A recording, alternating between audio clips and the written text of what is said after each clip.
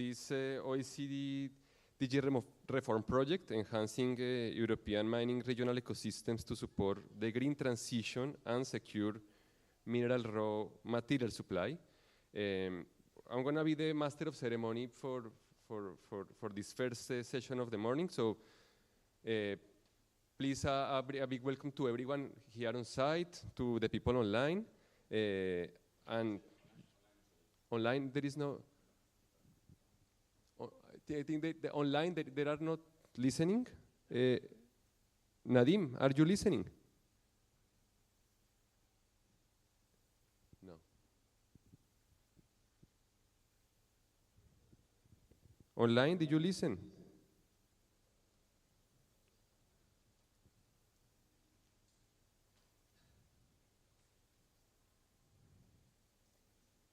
Nadim, do you listen? Okay. Okay, yes, we do. Okay, they listen, but we have an echo on the room.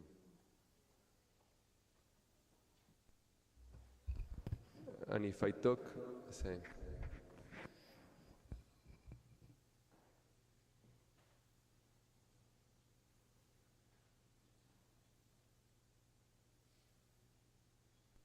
Now better?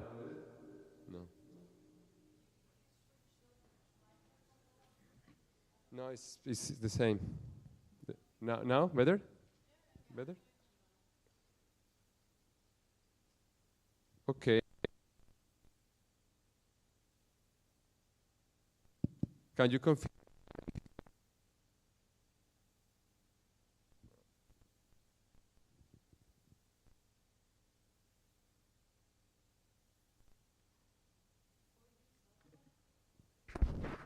Hello? Hello, this one. Hello, can you confirm that online, are you listening online?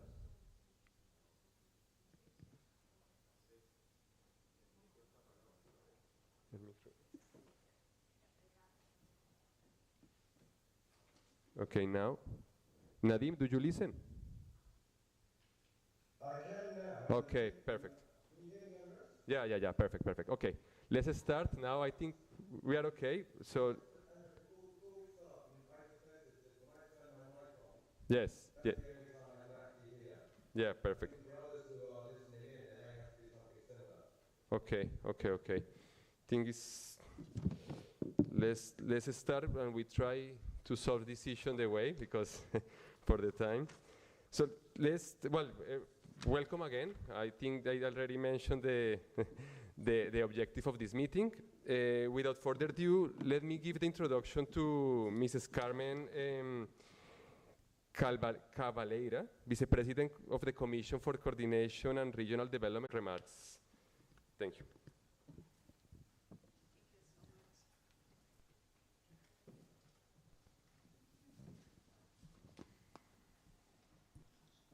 Well, good morning all. Allow me to do this general welcome to you all.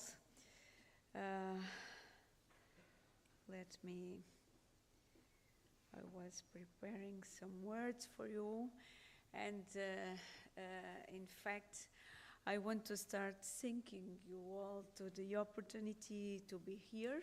Today, I want to also to say that our president, he wanted to be here today, but he's in the region working, and it was impossible to be here. So good for me that it's me to be here, and I really want to thank you for your presence. I want to thank you for choosing Alentejo and this house especially for this so very important moment for the region, and you are allowing us to work together and to learn with your and with this experience. So we are so glad and so proud of that. It was not possible for me to be with you yesterday, but I know that you had the opportunity to see the huge potential that our region has in this topic that we are discussing here today.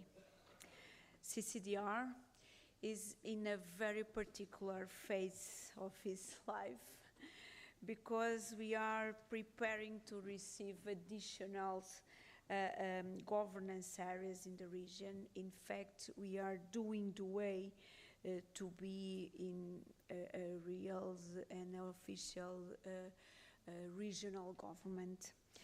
And because of that, we are facing several additional challenges. And here we are creating and working in an agenda for digital transition and also an agenda for circularity. And issues such as waste from different production chains, energy, the transformation of everything into energy, and the adaptation to climate changes are areas that, because of their transversality, will have to affect all political decisions that we'll have to take in the present already, but also in the future. These themes are part of the regional smart specialization strategy on which European funds are applied, and the 2030 regional program that is managed here in this house defines where that funds should be applied and where they are, where they can be best applied. Mining activity is a strategic sector for Alentejo, which, in addition to being so important in our economy, is also socially important. But the most important, I think, is that because it's part of our identity. And that is why it's so important that you can discuss your project here with us. And this discussion is so welcome for us. I wish you all a good day of work, and I want to underline that you always may count with CCDR, CCDR as a partner that are able to use and to adapt the results and conclusions that you will achieve in this project. I really hope you can enjoy Alentejo these days, and that you come back many times to work here with us. Again, thank you so much. Bye-bye.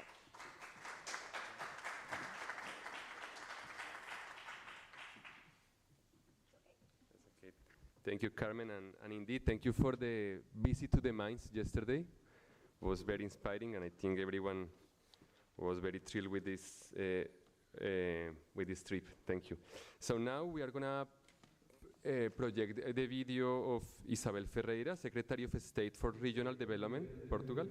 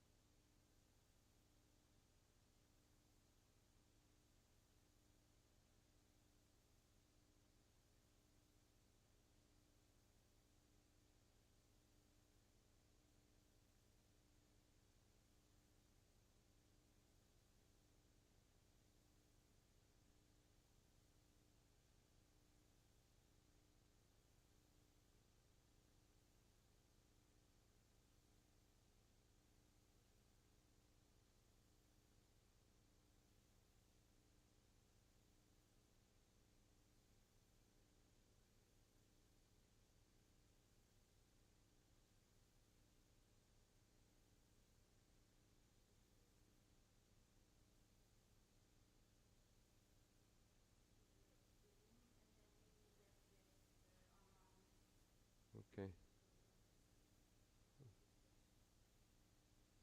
Okay.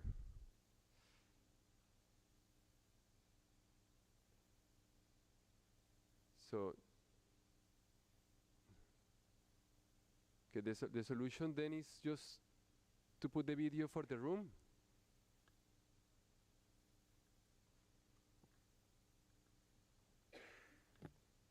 Can you confirm, please?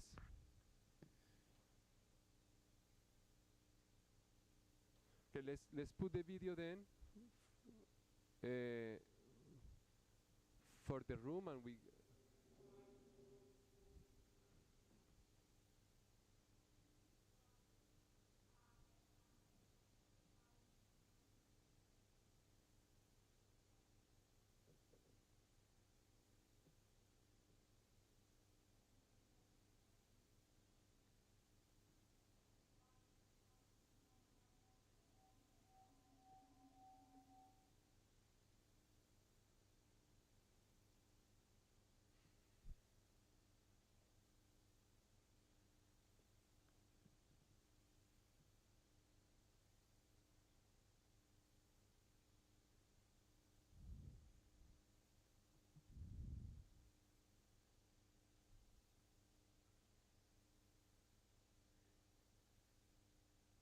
Well, I think no one is listening.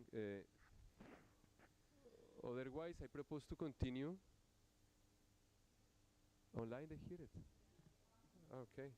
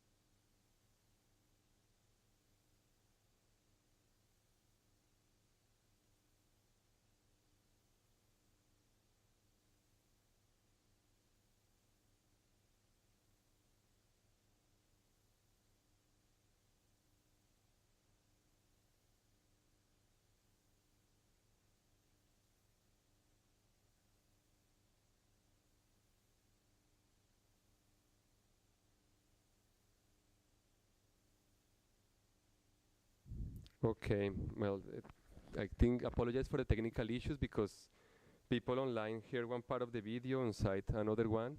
So we are gonna continue and make the most of this event. Now we go with Mario Nava, Director General for DG Reform.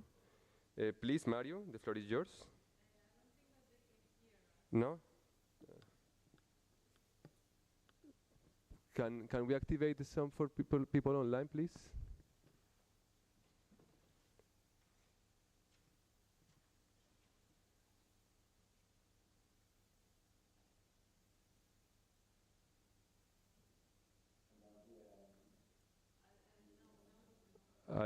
Hello, hello.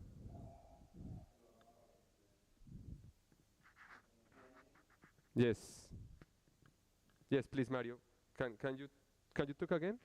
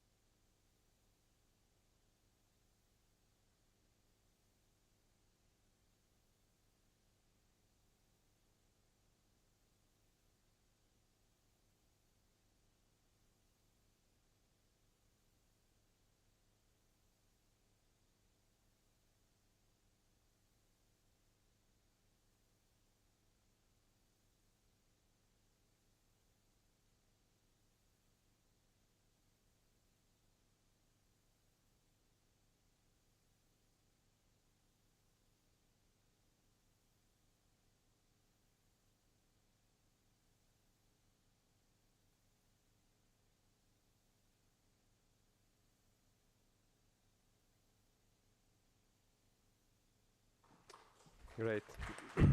Thank you, Mario. Now, please, Nadim Ahmad, Deputy Director for the Center for Entrepreneurship, SMEs, Regions, and Cities of the city. Nadim, please.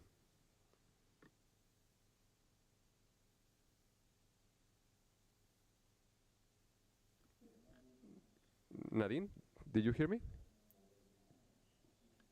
Nadim? They can. Online, they cannot hear me. Can you hear us in the audience? Yes, yes, yes.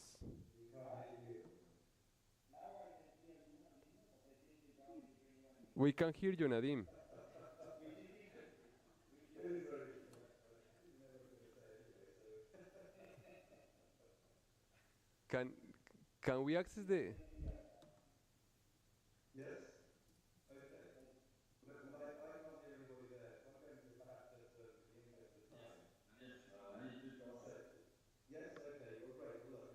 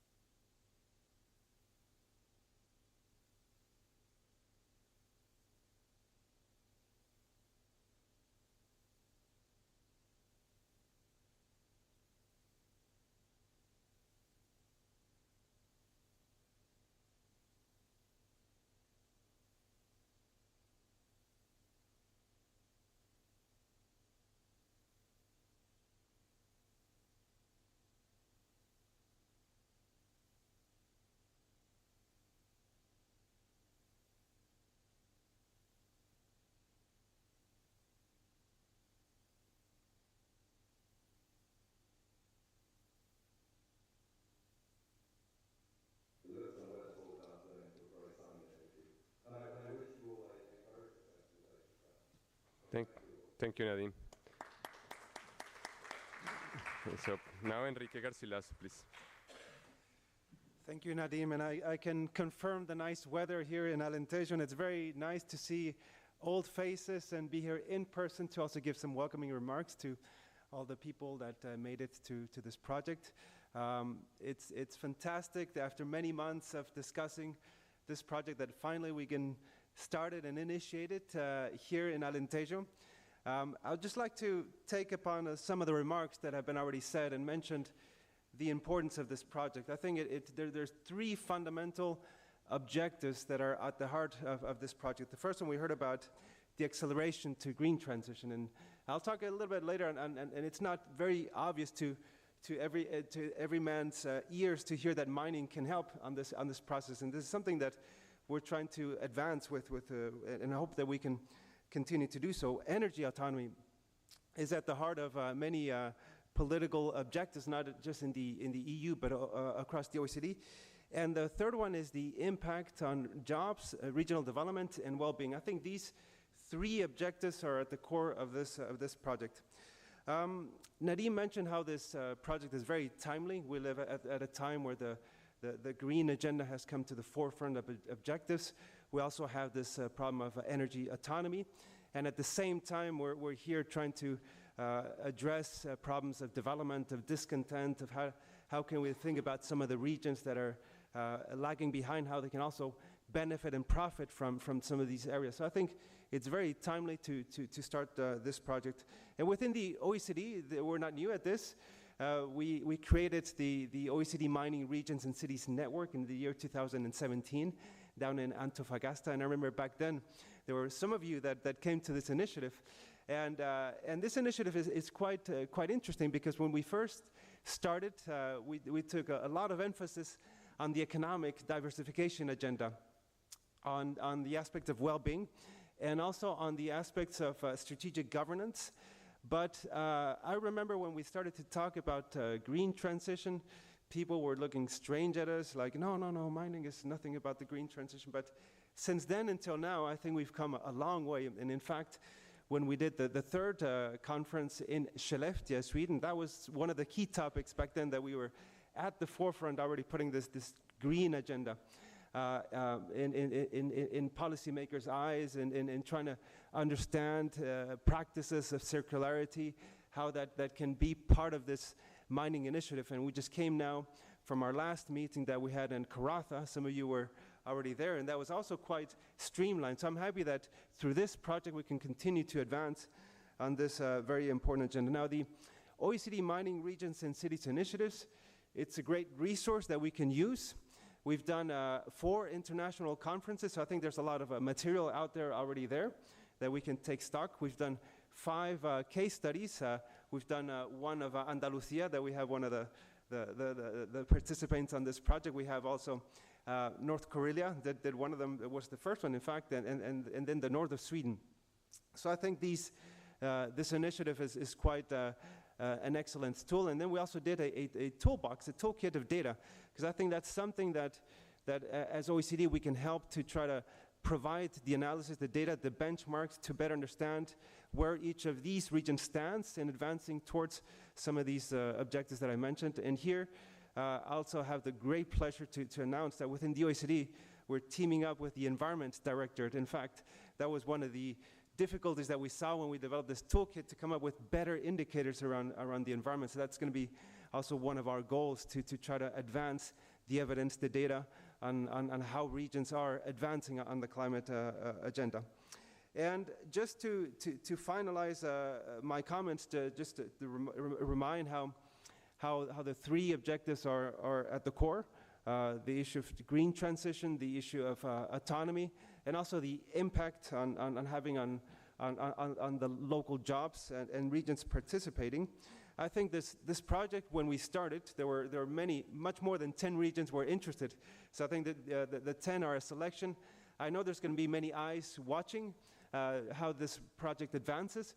So from our end, from the OECD, we're going to put all our energy and strategic importance into this project. But I also would like to thank all the regions and participants that made the effort to be with us today. I think that speaks how highly and how important you see this project. So I think we're at a good start. So with that, I'll continue. Okay, thank you, Enrique. Now to finalize, Mika Ripper, the governor of Lapland, please, Mika.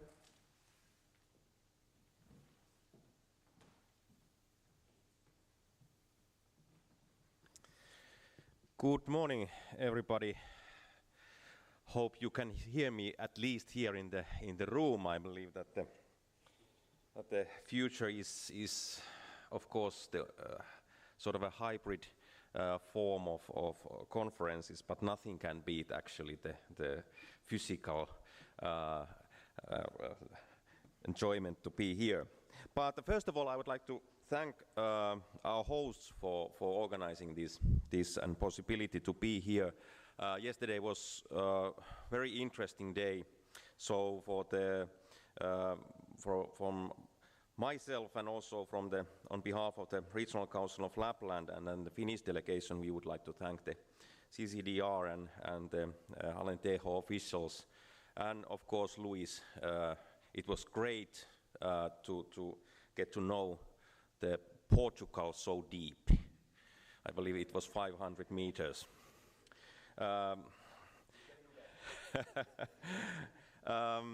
But it's been quite a long journey. I think that first encounters of collaboration between different stakeholders and regions in the theme of mineral policy took place over 10 years ago, when the first smart specialization programs were created, and actually the concept of thematic collaboration was formed. And since then, actually, we've been doing collaboration with different projects and different financing mechanisms. I remember the Remix project, which led actually to big Miro project, which was very successful. And during these times, actually, the big issue was to highlight the region's role in the mineral policy in the national level and also in the European Union level. Within these years, of course, time has changed, and now we are in the situation that everybody talks about, the self-sufficiency of raw materials, critical materials. We all know the changes in the geopolitics.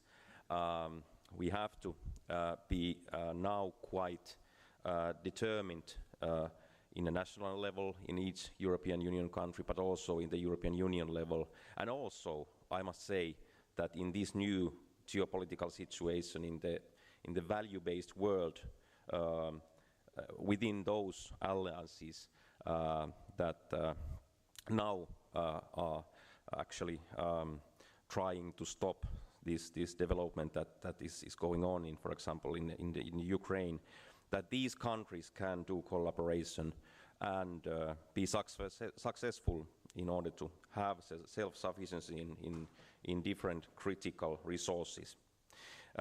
So now we are sitting on the hot topic when we are talking about the mineral policy, and I think that now, during these 10 years, we always known that the regional perspective has been important, but now we must actually accept it that it's crucial.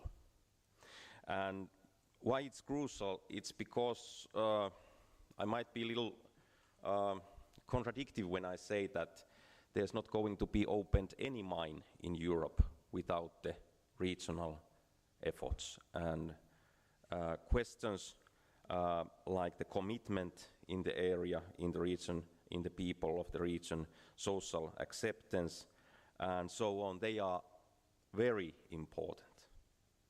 Therefore, we have to put focus in all levels, what's going to happen in the region and regional level, what are those challenges that we have to tackle together that can create acceptance and then contribute to the common good. We all know that the lack of skilled workforce is quite common in every area.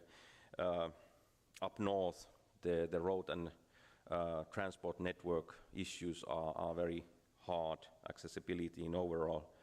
We all know that we need more innovation capacity in the areas that the mining is important. And those are actually solving those questions are key to be possible to open up the mines in the future, in the areas of the European Union. So I think that when I try to remember the path that has led us here, there's been a lot of different projects, as I told. It's been very fruitful, but now I think that we are facing actually the greatest challenges.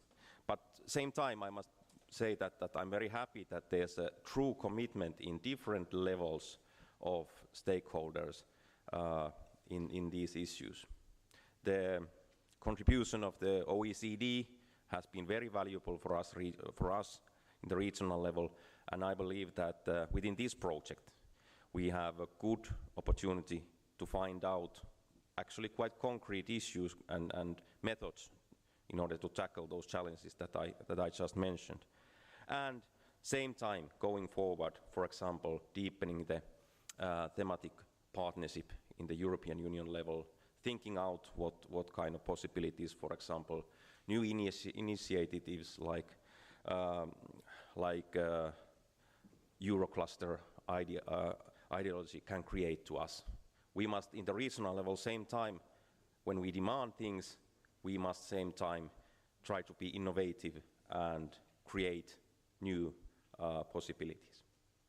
Within these ideas, I'm looking very much forward to today's meeting and the journey that continues over on. And once again, very happy to be here, and let's make this a good day. Thank you.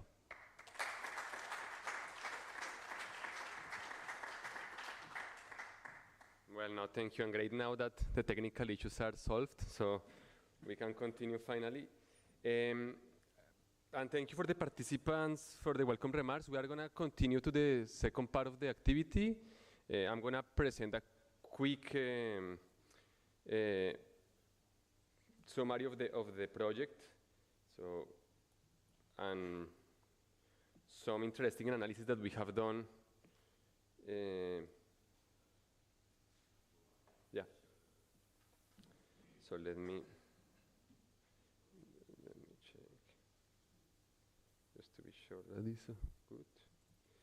Okay.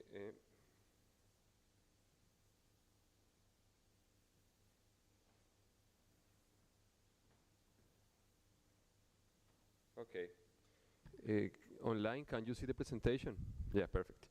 Okay, no, thank you. So I'm going to probably try to recover a bit of time and go straight to the point. What is the context of this project? And probably these two graphs are quite important. This is our colleagues from the International Energy Agency. The graph in your left side, when you look at the screen, the demand of minerals is expected to grow. As we know this number, some projections say 4 times, others 3.5 times the current demand of minerals.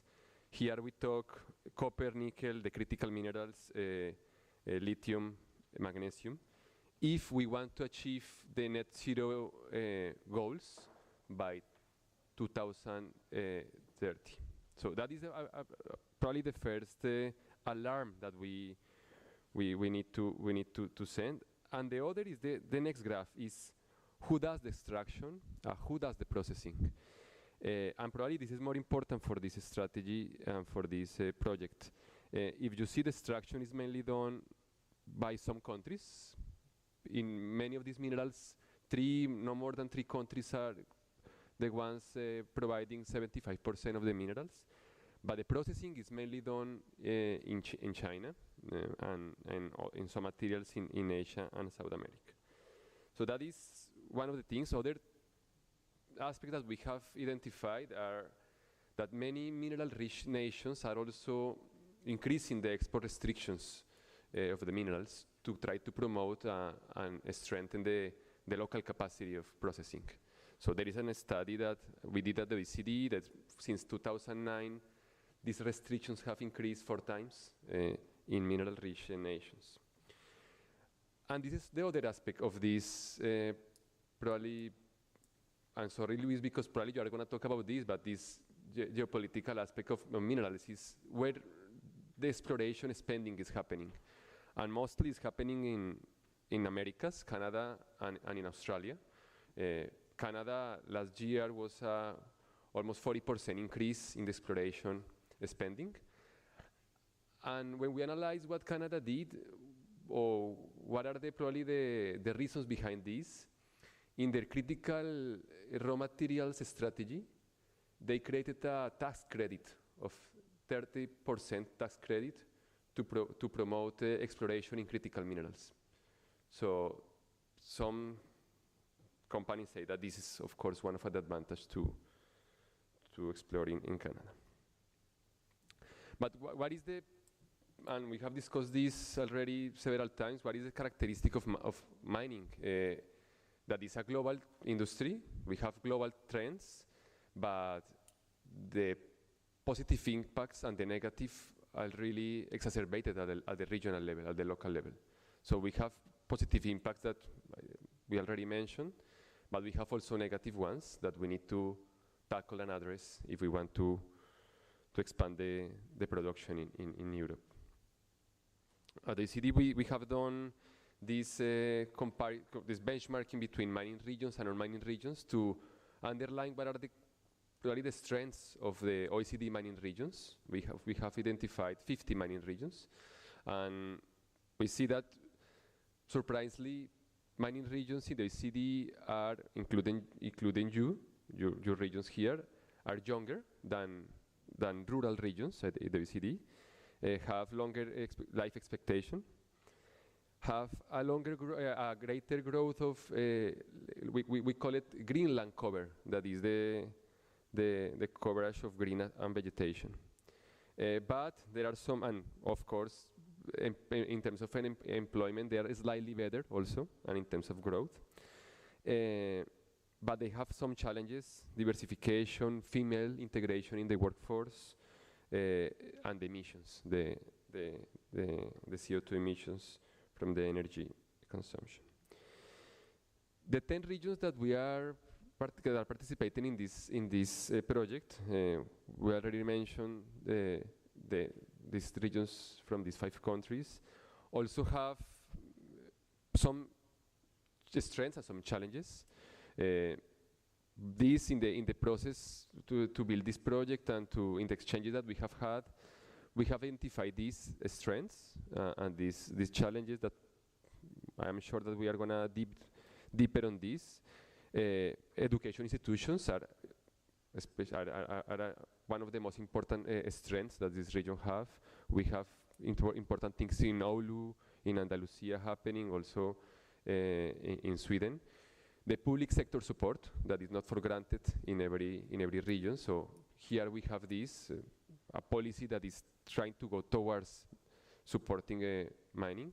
Industrial capacity, installed industrial capacity. We have important regions with industrial capacity. I can think in North Korea also. Deposit of critical minerals. We are going to have a look to that. And an economy that is diversified, because one of the issues of mining is that when it happens in an area where there is nothing else, that becomes a mono economy, and that creates bigger issues that we have seen in other countries at the OECD. So here, really these negative effects of the Dutch disease can be a bit balanced with other sectors, tourism, agriculture, that have been already going in these 10 regions. But we have some barriers or some challenges, especially the aging population, and we also mentioned infrastructure and geological information and the coordination between mining and environmental policies at different regional levels. This is just a snapshot of these regions. These regions have different characteristics. The most interesting is that each one plays a different role in the mining ecosystem. We have one region has one of the biggest deposits of lithium, other has the biggest deposit of nickel, and kind of with this process of trying to produce green nickel. In Greece, the first and producer of bauxite, important for aluminium, and the 12th in the world. I'm not going to read everyone, but that is an interesting combination of assets that we can put to play together to do something that is attaining this mineral supply autonomy. We have done some benchmark to just show you what is probably the relevance of comparing with other OECD regions and with other mining regions. First, we can say that the 10 regions participating in this project, they have a slightly lower population growth than other OECD mining regions. They also, in the positive way, they are less male-dominated than when we compare with other regions of the OECD. Portuguese regions are especially the ones that have the best balance between female and male in the labor force. In the economic side, probably something that we need to understand better is the GDP per capita, because our analysis says that the GDP per capita of these 10 regions in this project is lower than the OECD per capita of the 50 OECD mining regions and the OECD average of regions. So there are exceptions, so Évora, Lapland, and Central Ostorbonia are probably the ones a bit up in the cohort, but we need to look more on this. The positive side, the patents, the innovation. These 10 regions have higher innovation per million inhabitants than rural regions and even than the 10 OECD regions. And finally, in the environment, I think that is probably one of the biggest strengths of these European regions when we compare with regions outside Europe, is that most of the electricity and energy is produced by renewable energy. So when we want to sell and we want to think of green supply of minerals, these European regions are very well placed. The project, just probably a quick word about who is the OECD and the team of the OECD that is going to implement this project is not an expert on the mining process itself. We are a multidisciplinary team that works in all the things that are related with rural and regional development. And in the house, in the OECD, we have experts of different topics. Environment, that is Peter here in circular economy. We have another expert on skills that is going to work with us to join us to this team. But our focus, our angle is the regions, and especially the well-being of the people living in these regions. We have different projects, different thematics work that we have done: rural innovation, demographic change, rural manufacturing, that we are going to put together to fit this project. This initiative I am not going to mention because already Enrique did, have been building of this project in different case studies, and we are now, this is probably the timeline that we are now. Next event is in Canada in 2024, and we hope to close this project with an event in Lapland in 2025. But just to mention quickly that this peer learning, these case studies, all this ecosystem will help us to provide you with the experts, with the regions outside OECD or inside OECD that can give you good practices in the aspects that you need. Just to finalize, what is the goal of the project? Probably the ultimate goal, because we already mentioned the autonomy, the green transition, but there are some goals that probably are worth to mention that are going to happen in the process. This is from our side, but we are happy to get also your expectations more clearly. One is to improve the policy coordination across different levels of government, regional, national, and European. That is one of the main goals. Try to improve, to identify the strategies to improve the enabling factors. We already mentioned the skills, the infrastructure. Highlight and promote sustainable practices. I think we have a lot of opportunities to highlight what you are doing to other regions in the OECD. And one important one is improve the narrative of mining with the society. And improve the social perception. I think that is a work that needs a lot of complementarities, a lot of communication, and we are going to work on this during the missions in your regions with the stakeholders. Final ultimate goals, of course, we want to see in some years, this is not going to happen immediately, but improving the well-being, economic, social, and environmental in mining regions, and move toward the path of a more reliable and sustainable mineral supply for Europe. We are going to do it in different ways. This is the kickoff meeting that we are today. We are going to have these missions in each of the regions starting in November until April next year. Then we are going to meet around end of May and June in one of the regions. We're going to see who is going to hosting us, and we are going to share the good experiences that we learn in each of the missions, and we are going to do a bit a forward-looking scenario. Then, February 2025, in the middle, we are going to, with you, share the regional profiles, the framework of recommendations. We are going to work with that along with you and the DG Reform. February 2025, we are going to meet again, but this time also with the colleagues of the European Commission, and we are going to go with a framework of action and say, well, we identify these are the points that we need to advance. In each region, this, and in general, this. And finally, the launching event in summer 2025. That is all from my side. So I think we hope to have further interaction and inputs to fine-tune a bit the outputs of the project, and let's continue with the conversation. I think we have now some Q&A. If you have any question, we can take probably one or two, and then go to the coffee break. Or any comment, or we go straight to the coffee break. I think online there is nothing. Okay, so let's go for the coffee break then. And we see each other in 6 minutes. Let's try to be short. Thank you.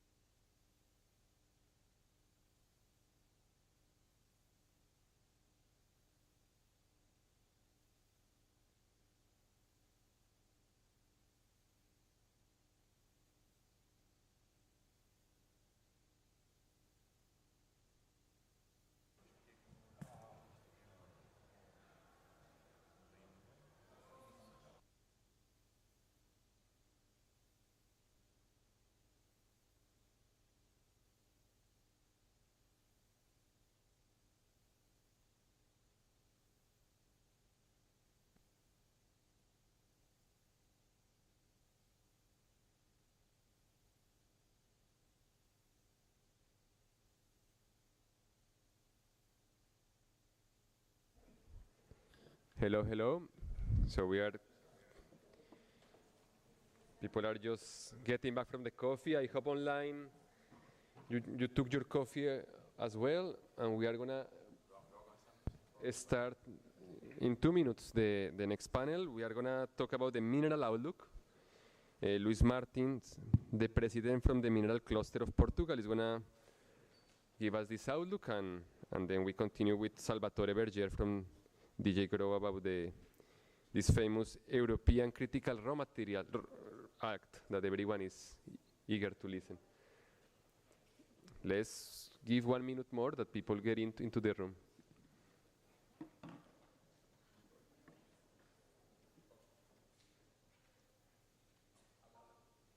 1, 2, 3, 4, 5. Text. 1, 2, 3, 4.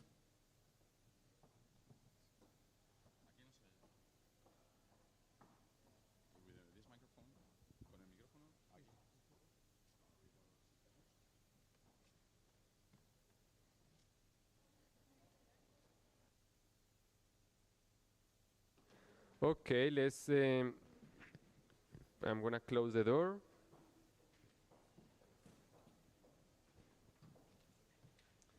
So, please, Luis, the floor is yours. If you want to tell us about this outlook for mineral supply and demand.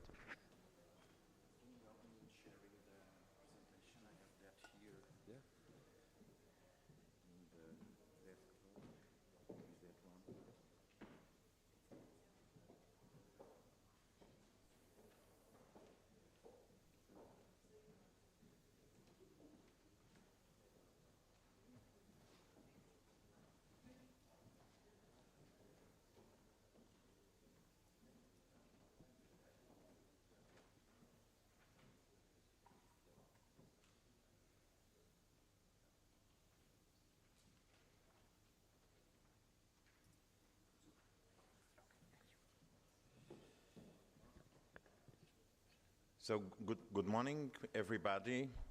I would like to start to thank you on behalf of the Cluster Portugal Mineral Resources, CCDR Alentejo for host the meeting, also for the main entities involved in the preparation and now in the development of this project, namely to our Finnish colleagues.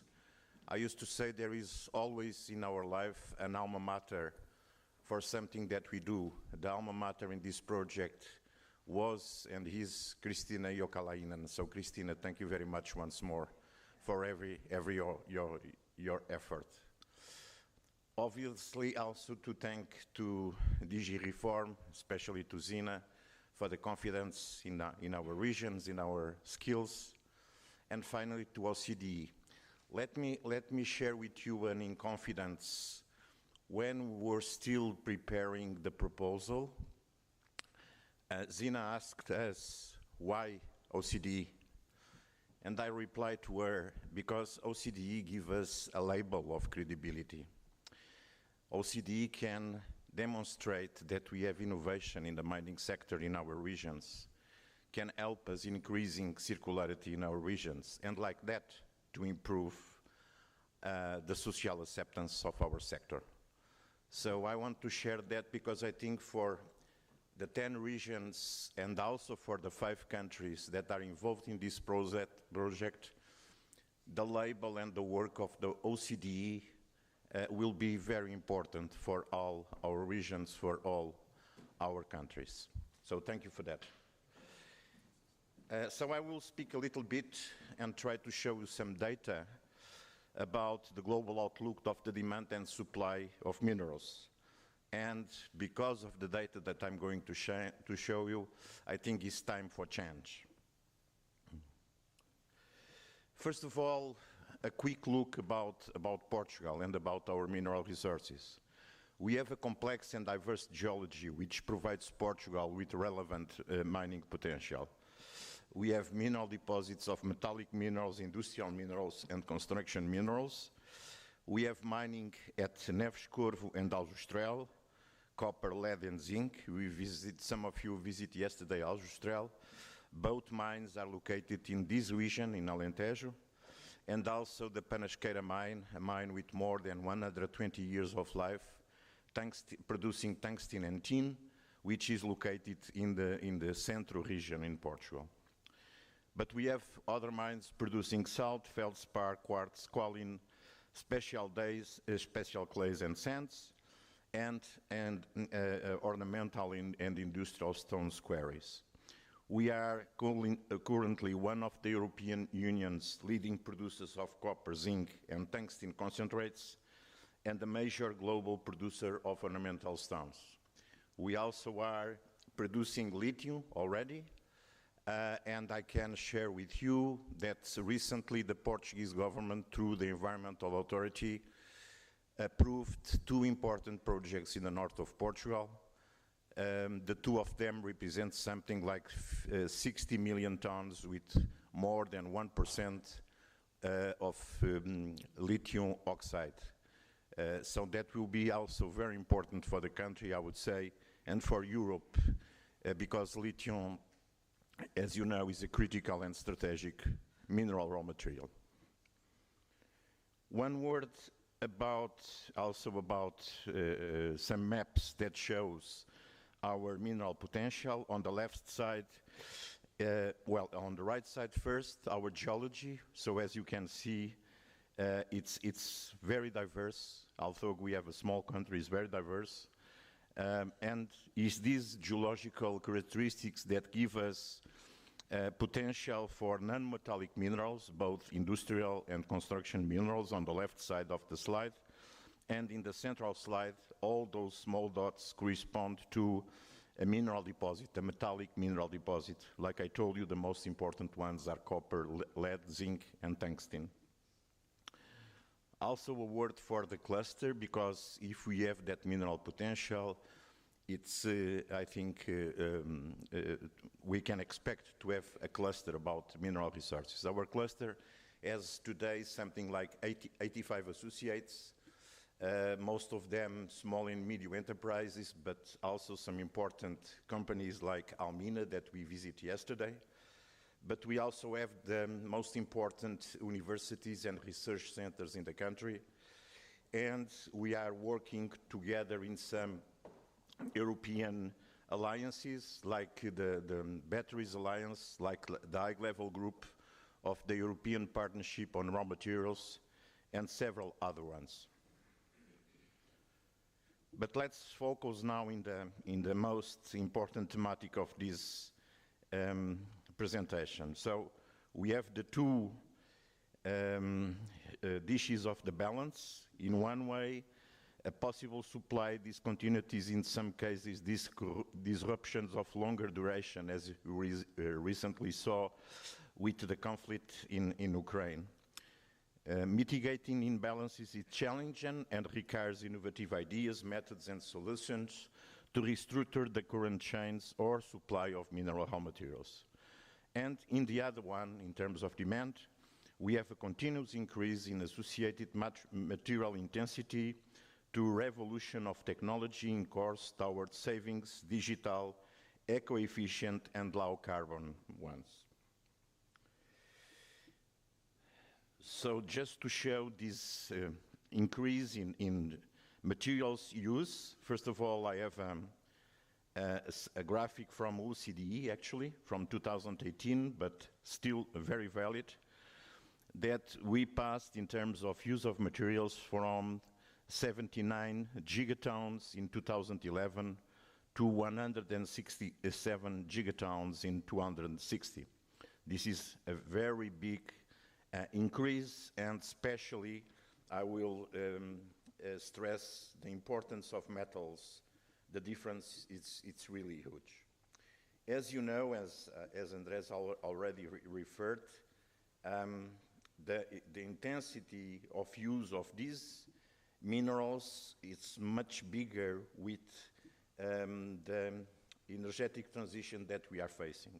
So as you see, the materials that are used in the electric car is not compared with the conventional car.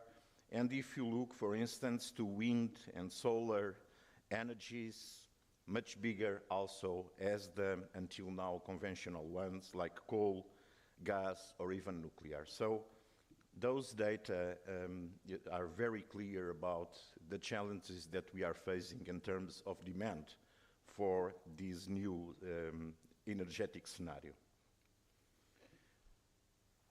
If we look to the domestic material consumption by main material category, tons by person, we see that it's very important, both non-metallic minerals and metal ores on this, and it's not homogeneous through the member states of the European Union, this consumption. So we see Finland is number one in this graphic. Those are numbers coming from 2001. Portugal is in the middle of this material consumption.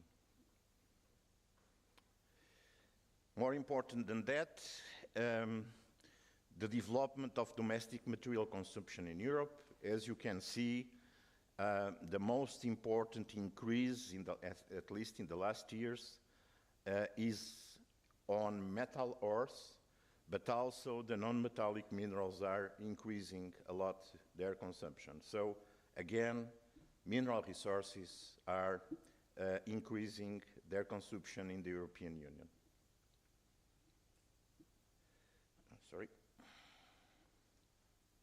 In terms of exports and imports of raw materials, what I like to show in this slide, if we compared mineral resources again with other kinds of raw materials, we see in the bottom of the slide that metalliferous ores and metal scrap, the commercial balance, the difference between exports and imports is dramatically negative for this kind of material. So our dependence is big and is increasing in the last years and will increase a lot if we don't do nothing for decrease that dependence in the near future with the energetic transition.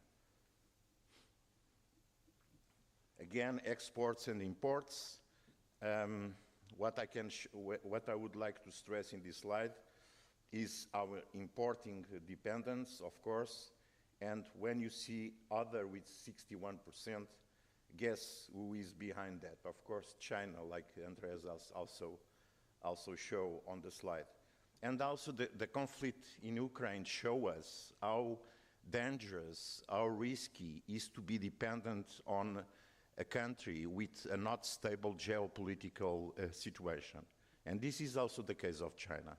So we have recent embargo, or at least partial embargo from China to critical raw materials like germanium and gallium, and that was very bad for the for the industry in Europe. So we have to change this scenario, and also, of course, that we have to continue to import mineral raw materials, but we have to look to the countries where we have stability to continue to do that. If we see, again, the trade in raw materials, we see that the difference between exports and imports below the bars, for that you have the balance very negative for these kinds of materials. So, and that especially, this balance is getting more negative in the last years, 2021 and 2022. So our dependence is increasing, and that's very dangerous. Of course, that we can think about recycling or circular material use rate. That is an important source of mineral raw materials, no doubts about that. Technology will improve those numbers, I have no doubts about that. There is big investments in this thematic nowadays, but what I would like to stress in this slide is that the circular material use rate is still very low in the European Union. Some countries like Netherlands, Belgium, France, it's okay, but the average in the European Union is less than 15%. And that's also something that we should improve, and we hope with this project that we can improve as well. If you see, Portugal is in a very bad position concerning that. Of course, that we should not forget that recycling is something that we should do and should improve, but sometimes it's not technically possible to do that, and sometimes it's not economically feasible to do that. So sometimes those two factors also affect the circular material use rate because of that. But I'm sure, like I said, that we will solve those problems, and we improve this rate. Is a must and is one of the objectives of this project, I would say. So, for conclude, I think it's time for change, it's time for action, and the best action that we saw coming from the European Commission in the last months is the Critical Raw Materials Act. So with that, I believe that the next speaker will give us a very good picture of this important regulation. Thank you so much.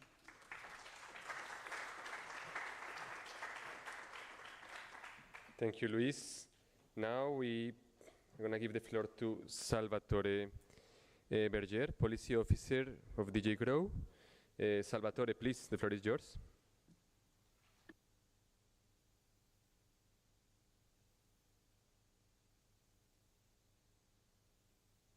And as you can see the slides. Yes, good.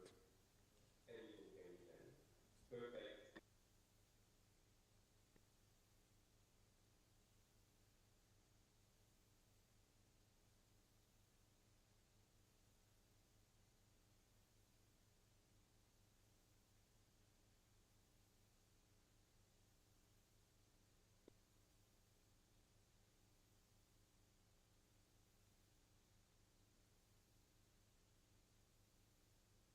We are listening. This way, I will hear my back. That's amazing. Thank you. So, I usually start this.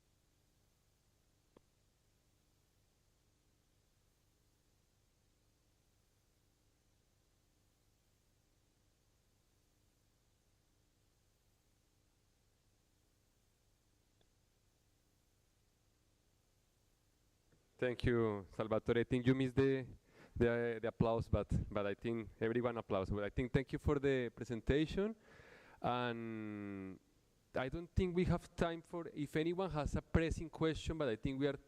Luis, you need to come here. Yeah, better. So Salvatore, you have a question. So. Yeah, Luis is coming. Yeah. Salvatore, thank you so much for your presentation. Two quick questions. First of all, if I understood correctly, when the version of the European Critical Raw Materials Act was approved, I think last week, in the European Parliament, there were some changes in the targets, at least for the processing and for the recycling. Can you briefly refer that or confirm that? And the other one is about one of the articles of the Act, at least the version that came from the European Commission, related with a program that each member state of the European should have to recognize their critical raw materials in their own countries. And that program is updated every year or regularly. Can you comment quickly those two topics, please? Thank you.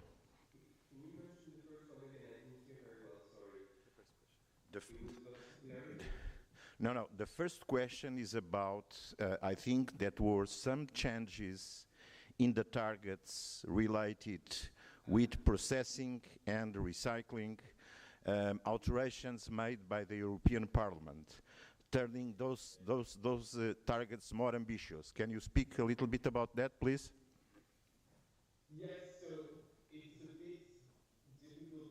It's not fully.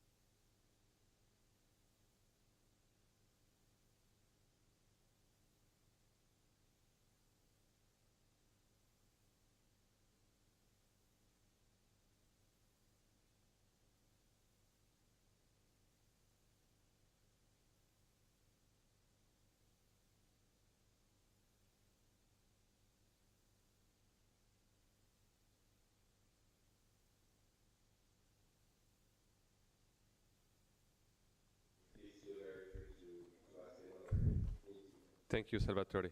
No, I think was great. I think there are no more questions in the panel, unless anyone has a pressing one.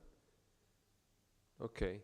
So no, thank you, Salvatore, and we will keep in touch because probably there are some questions during the process of the project. So thank you very much. Voilà, applause and we, sorry? Yeah. So now let's continue with the next session. We are gonna talk, or the regions are gonna talk. This is the moment for the regions to share some of the experiences that they have had with mining, their expectations, their policies, their projects, etc. We have a first panel focused on what are the main challenges and strengths of European mining regions to support the green transition, the European green transition. This first panel will focus on the interaction between mining and social and economic outcomes. So please, I am going to invite the moderator of the panel is going to be Fernando Riaza from the CCDR. We have Pentti Malinen, governor from Kainuu.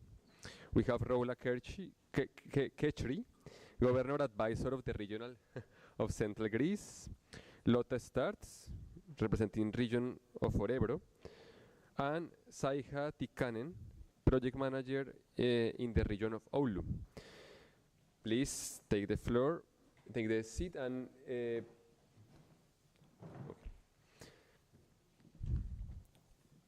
we can do a quick test if online they can hear you.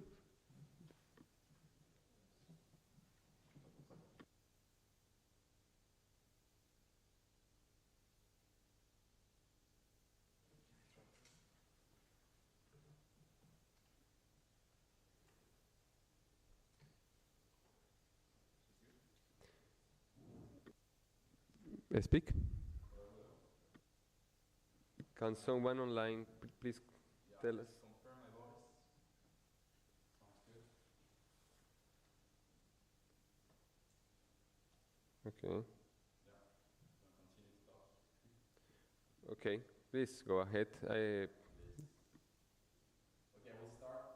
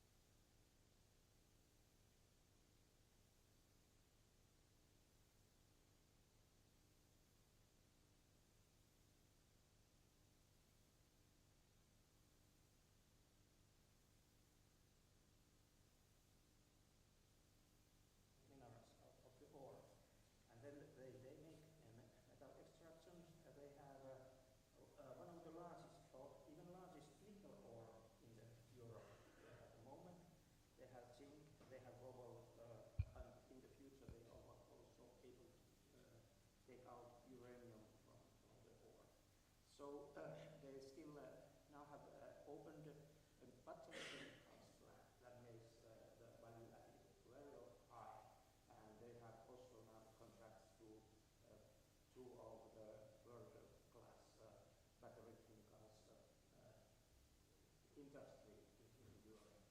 So that's the very traceable and low carbon Then we have also other more smaller mines that have also these critical and rare materials like cobalt, ilmenite, vanadium, magnesium, quartz, dolomite, fluorite, aluminium. So that we have a little bit same phenomenon that in Finland like you have in Portugal. So our bedrock is very diversified, and the eastern and northern Finland in fact is the most rich in that geological sense.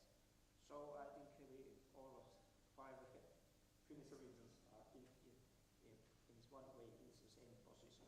Okay, but the services and those things, in general, I think I have to say that when we talk about economy, social, but there is not mentioned the ecological or environmental, but it is behind all this, because when you have to get funding, get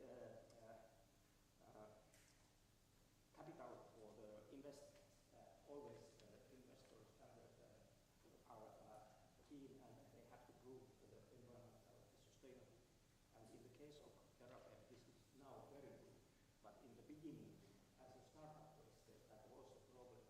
They also faced ecological catastrophes in the beginning, and that makes also some kind of shadow from all mining sectors, so that because it was many years in Finland that they say that there was no way to get private funding for mining sector investments at the time. Now I think in the EU and this hopefully change has made it a radical change on this. Also the social license is dependent from the environmental things. In Kainuu we have a very good position at the moment, but every time when you are searching for or having a startup and the environmental assessment or this permitting processes, it's the question that is open and comes from the audience and people, local people. So in our regional role, I think it is that we are very important role to promote the mining sector to grow and solve these conservative issues. And in that we are important. Yeah, I think it's better to continue to this mic because they hear you a bit far. So if everyone can come, I think is the way. Yeah. Everyone. Yeah. So when you mention fair, people need to stand up.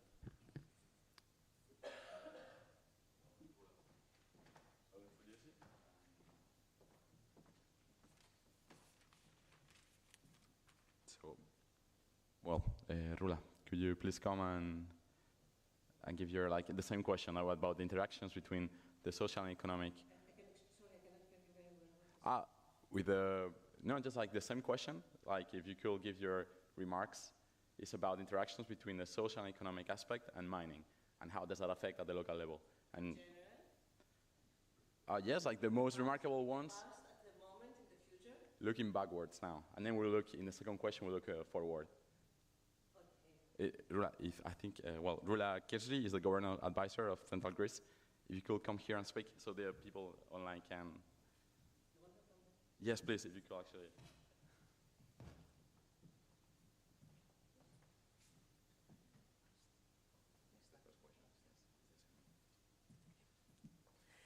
So, regarding the role of the mining in the development of our region in the past, I would say that we had positive and negative effects. like any other region.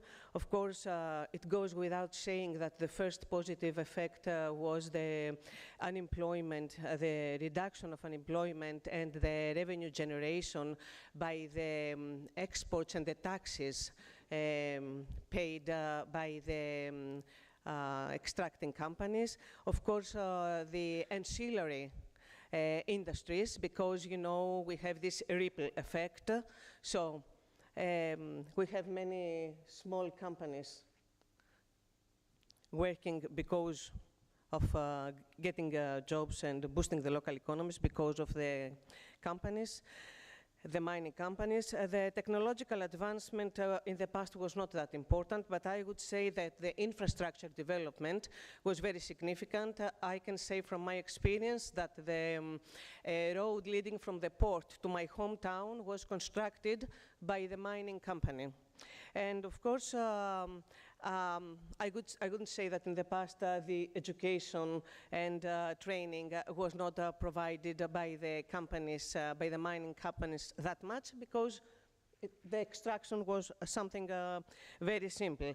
Now, the negative effects were many, and that's why local societies are skeptical in our regions about the mining activities. For example, the landscape alteration. There are open pits, there are quarries which are abandoned, and of course they have led to soil erosion, they have led to relocation. Whole village in my area had been relocated in the past.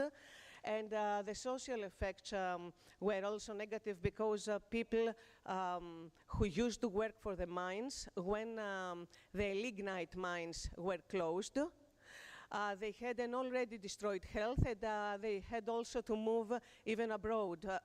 Many of them went to Belgium to work because they knew nothing else to do, a whole generation of men. So it changed even the society, the layers of the society. And last but not least, the areas with heavy mining activities often lagged behind in tourism development.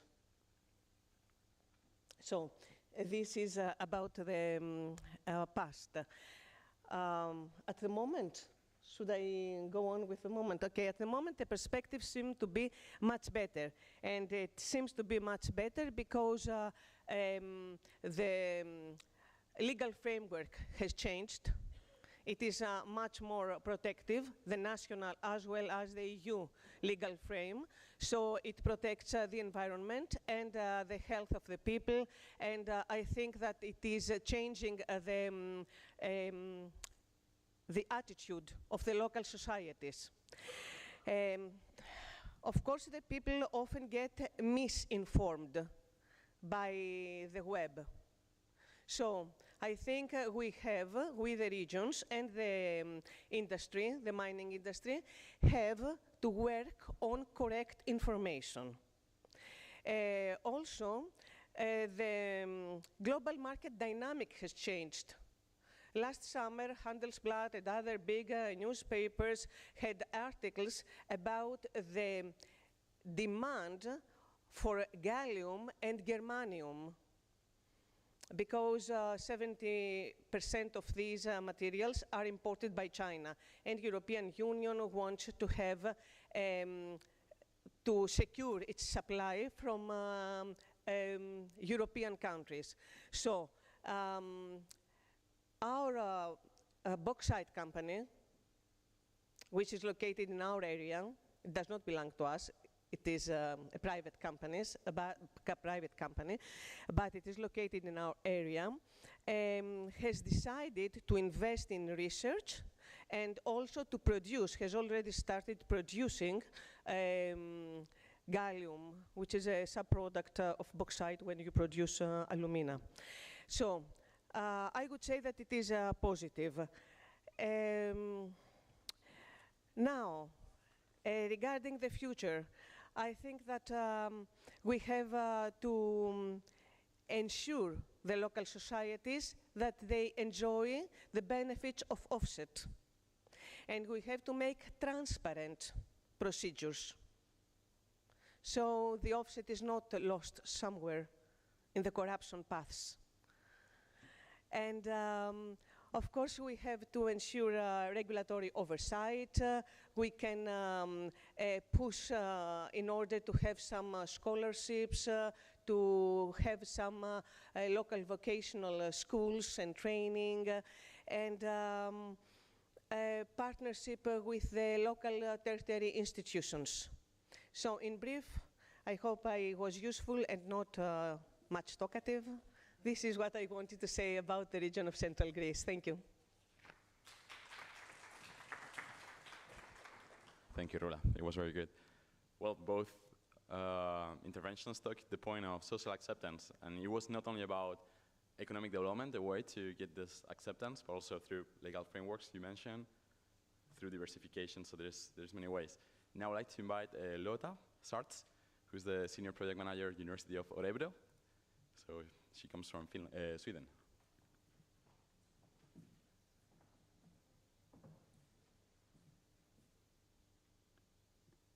Thank you. Yeah, hello everyone. Yeah, so I come from the region of Örebro County, and also I represent Örebro University that hosts a node of the national innovation program we have for the mining and metals producing industry in Sweden. So we have both a regional perspective, but also we have a strong collaboration with the northern parts of Sweden, with some of our larger mining companies up in the north, like LKAB and Boliden. So Örebro is in a historic mining region called Bergslagen. I just can't find the right position for this one. So it's a historic mining region, but we also have 3 mines in operation. We have Zinkgruvan, Lundin mining, that is also the Neves-Corvo mining is also operated by Lundin.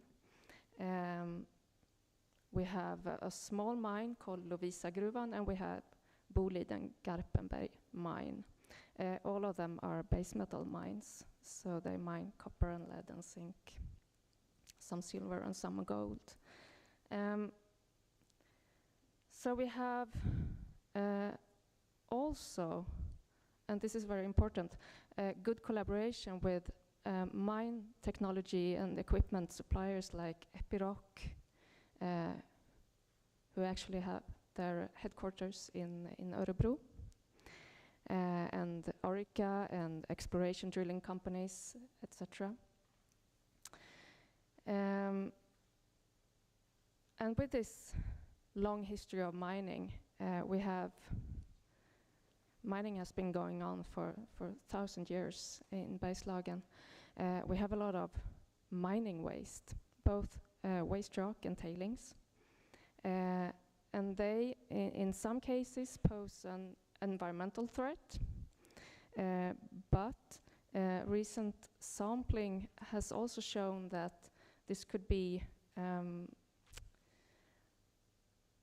a resource for critical metals like rare earths, lithium and cobalt.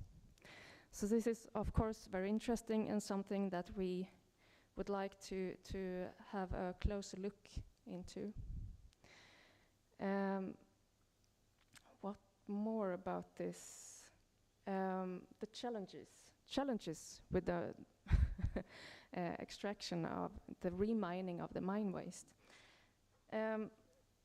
So although being an old mining region, people tend to be quite not aware of the mining industry in our region. It is quite unknown for many people. And so the companies, the new businesses we would like to support to find new technologies for remining that we need, it's hard to find them because they don't really see this industry in our region. So that's really a challenge. And also there are challenges around who is responsible for the new waste that might be generated.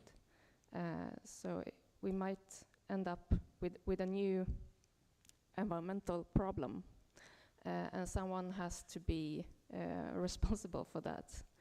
And maybe these new companies, the innovative companies that we want to support and find, and like, look, here is a new business, maybe they are not so interested if they also get an environmental problem up on their desk.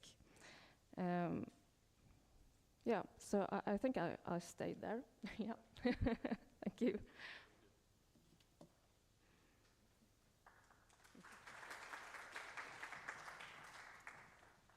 Thank you. Now, Saja Tikkanen, from the project manager from the Oulu region. Thank you. Good morning, everyone. So I'm Saja Tikkanen from the Council of the Oulu region. So our focus is different because we have strong university in the Oulu, and that's why we are focusing on the research, development, and the education. So we rely on the university research work, and we hope that it will also the mining industry and all these development issues. So we hope that through the innovation we can help all these issues, and it can also help these social aspects, and also of course the environmental aspects. So we hope that through the research and good education, it will help also our region and also our neighborhood regions, because our university is affecting the whole northern Finland. So of course, because we have a good, strong university, it's helping also to our companies and their development work, and that's why I think that we will have the good small and medium-sized enterprises, and they are also developing very good way their digital services and the products in this mining field. So if I'm thinking about this social aspect, I think that we really needed the open discussion, and we need more information that all locals and also these stakeholders need this, know these facts, because I think that there are some lack of the information also in the people. And of course we would like to have the new electrical cars, but then we really need these raw materials, and we should increase this information in our region. I think that quite many regions do. So that is my point of view. Thank you.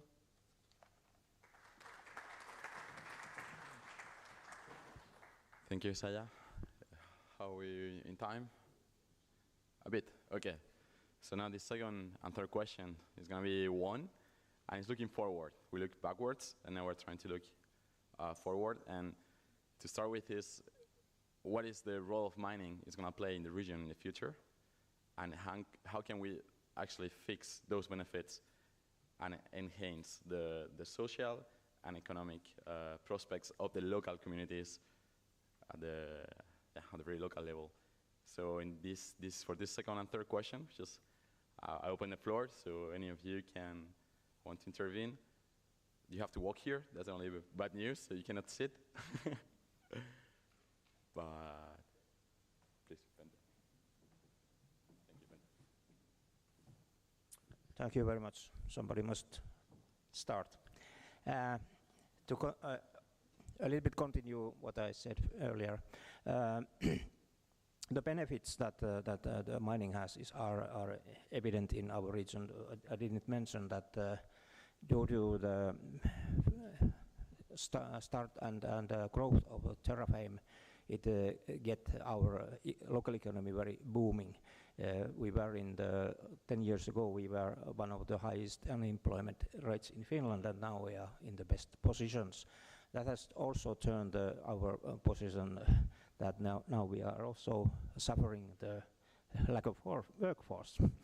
And that is one of those future aspects that we have to tackle, and means that we need university like Oulu University in our neighbor region, but also the vocational school and University of Applied Sciences in our own region.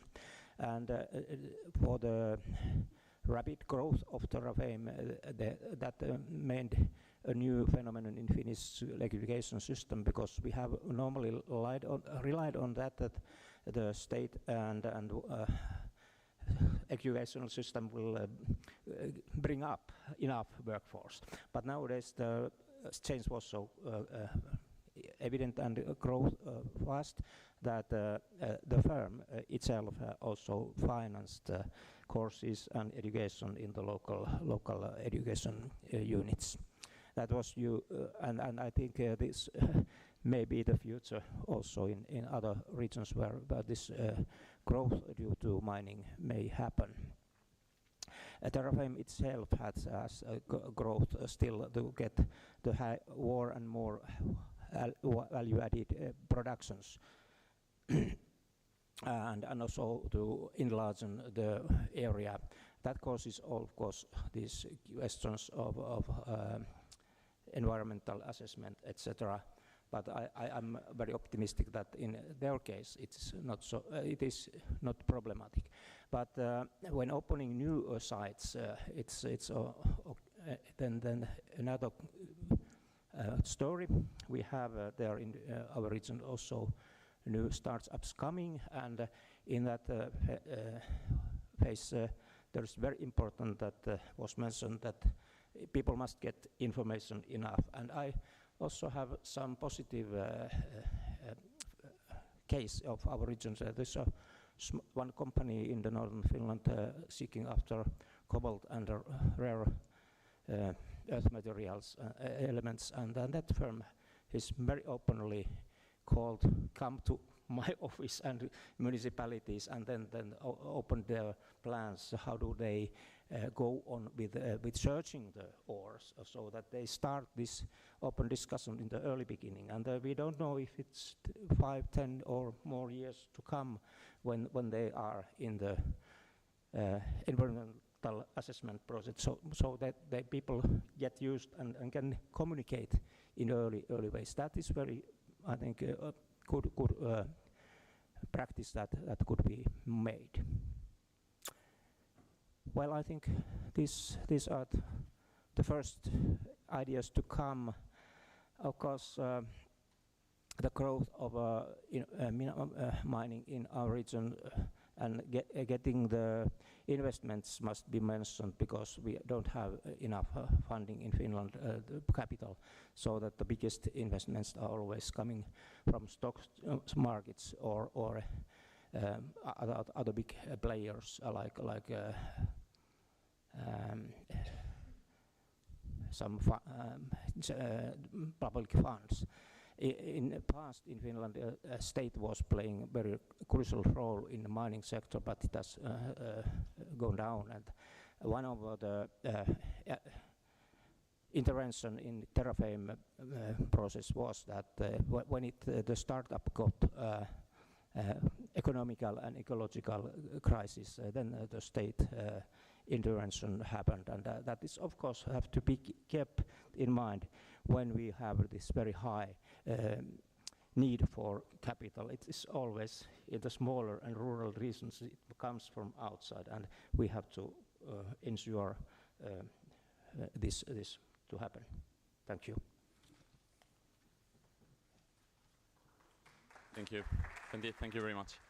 So we spoke about many things, information, about universities a bit, we talked about skills, but something that came out a lot was about was environment, actually. So I think it's a good moment to link with the second panel. Thank you very much, Pentti, Rula, Saya, Lotta, thank you very much for your interventions. Now I'm going to give the floor to my colleague Peter Borke from the Environment Directorate, and Andres.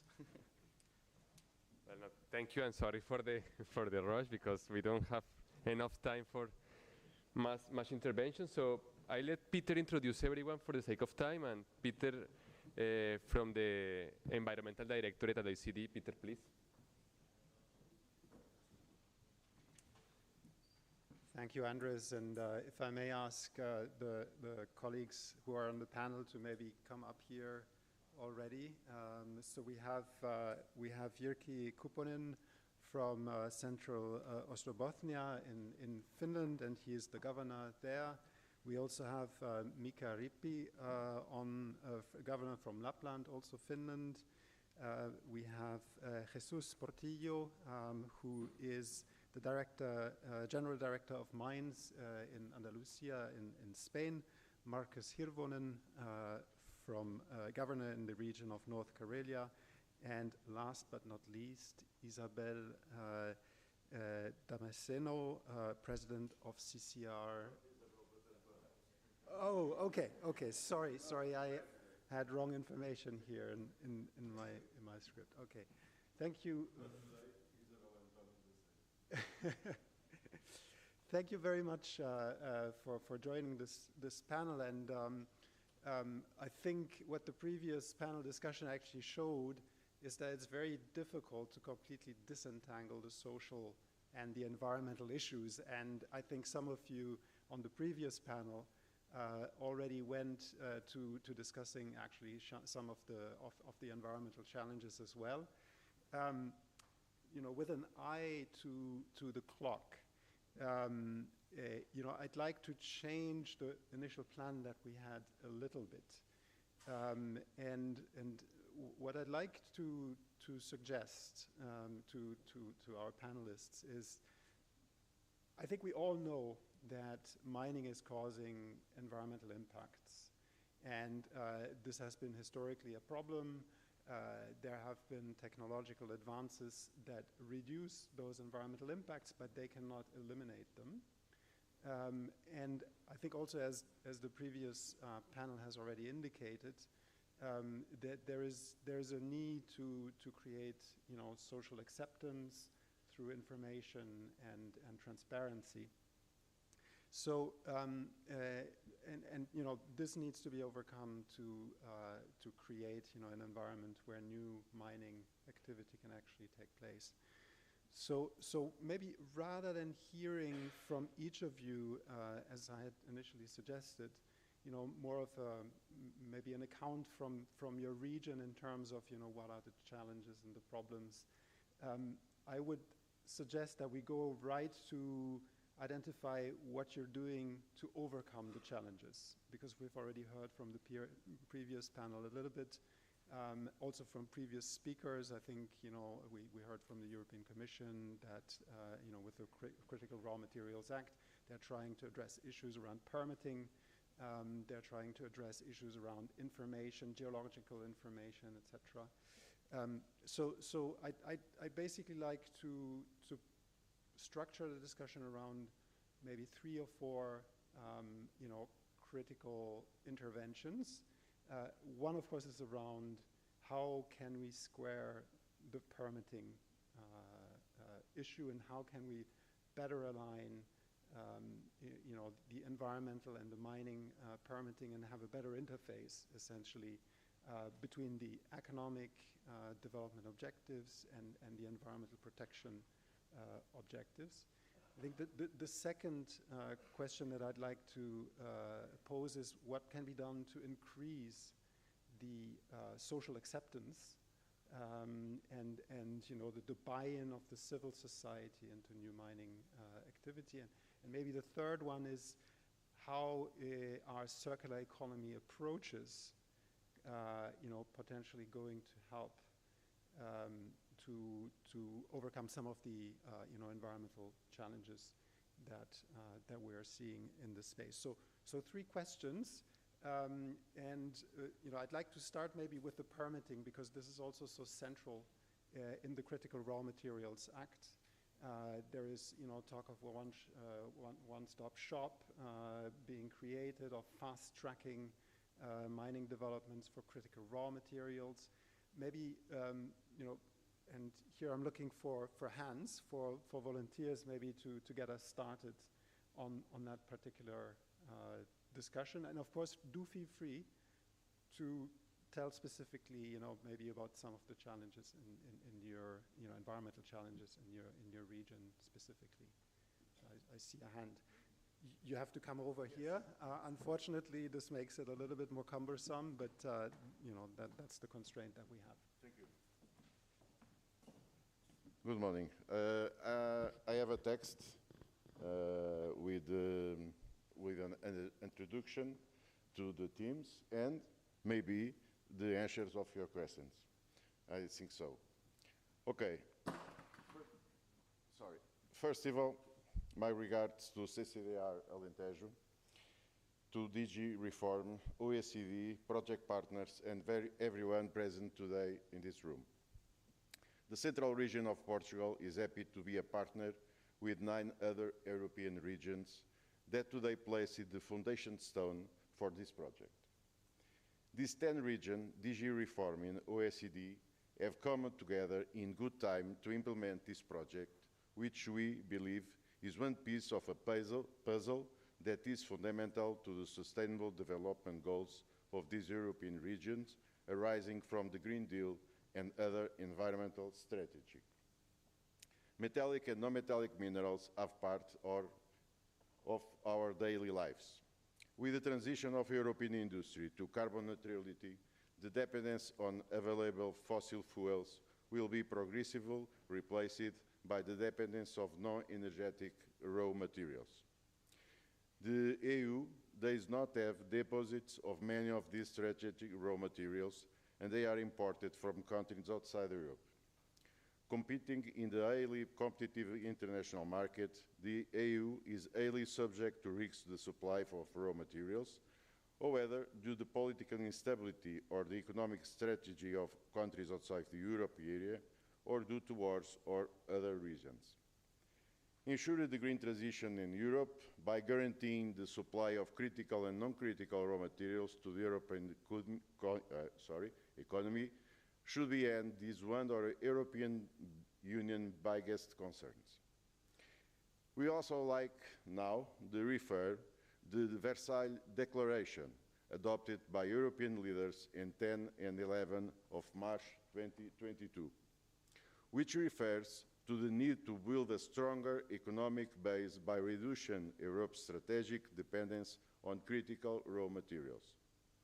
We believe, however, that the need of ensure the security of supply of the raw materials need for Europe's development and this green transition should not be carried without any concerns.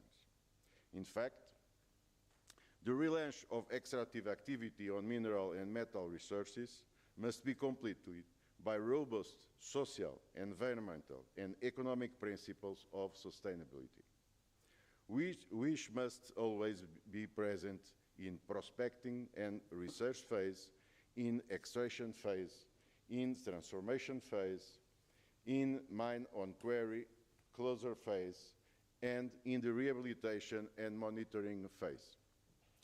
With this in mind, the central region of Portugal is following and will continue to promote the guiding principles published in the document EU Principles for the Sustainability of Raw Materials, published in 2021, and resulting from Action 10 of the communication entitled Resilience of Critical Raw Materials, the Way Forward for Greater Security and Sustainability, published by the European Commission in 2020.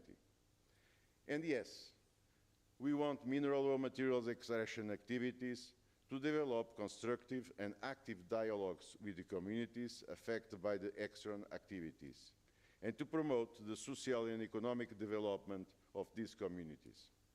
We also want them to facilitate innovation and adopt technologies that increase safer, cleaner, and more efficient production process.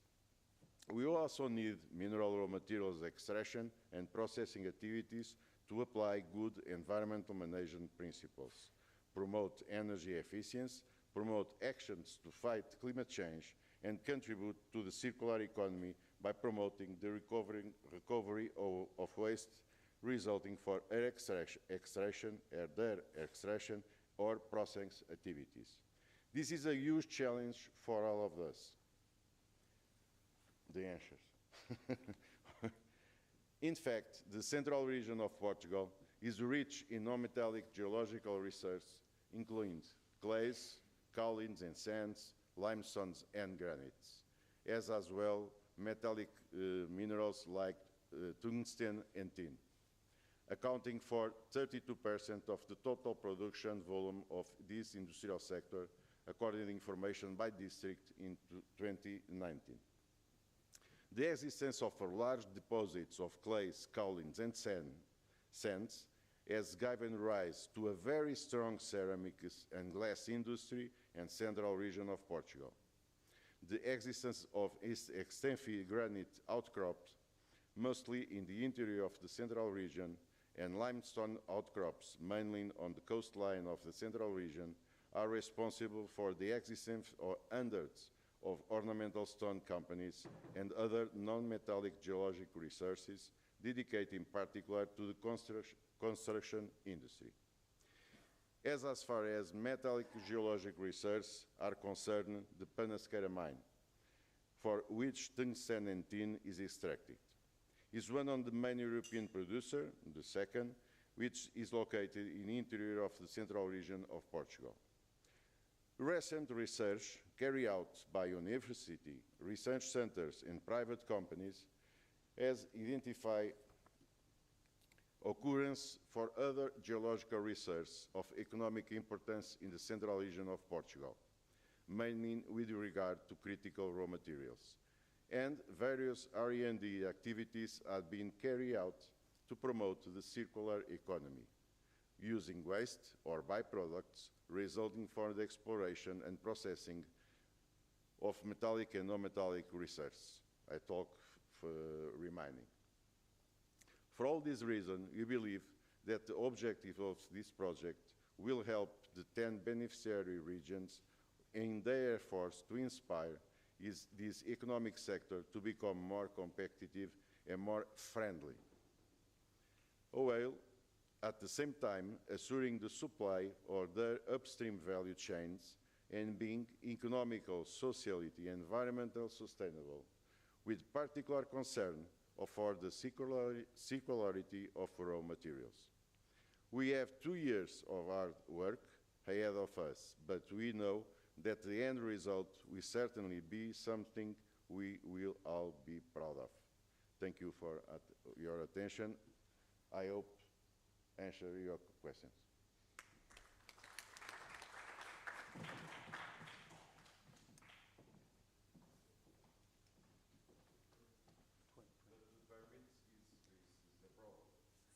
Thank you very much. And I see a lot of hands going up, following your intervention. So maybe let's start here with you, Jyrki, and if you can focus maybe, your remarks specifically on some of the challenges, and explain to us, what some of the challenges relating to environmental permitting, to circular economy in your regions are, and what you're doing about them.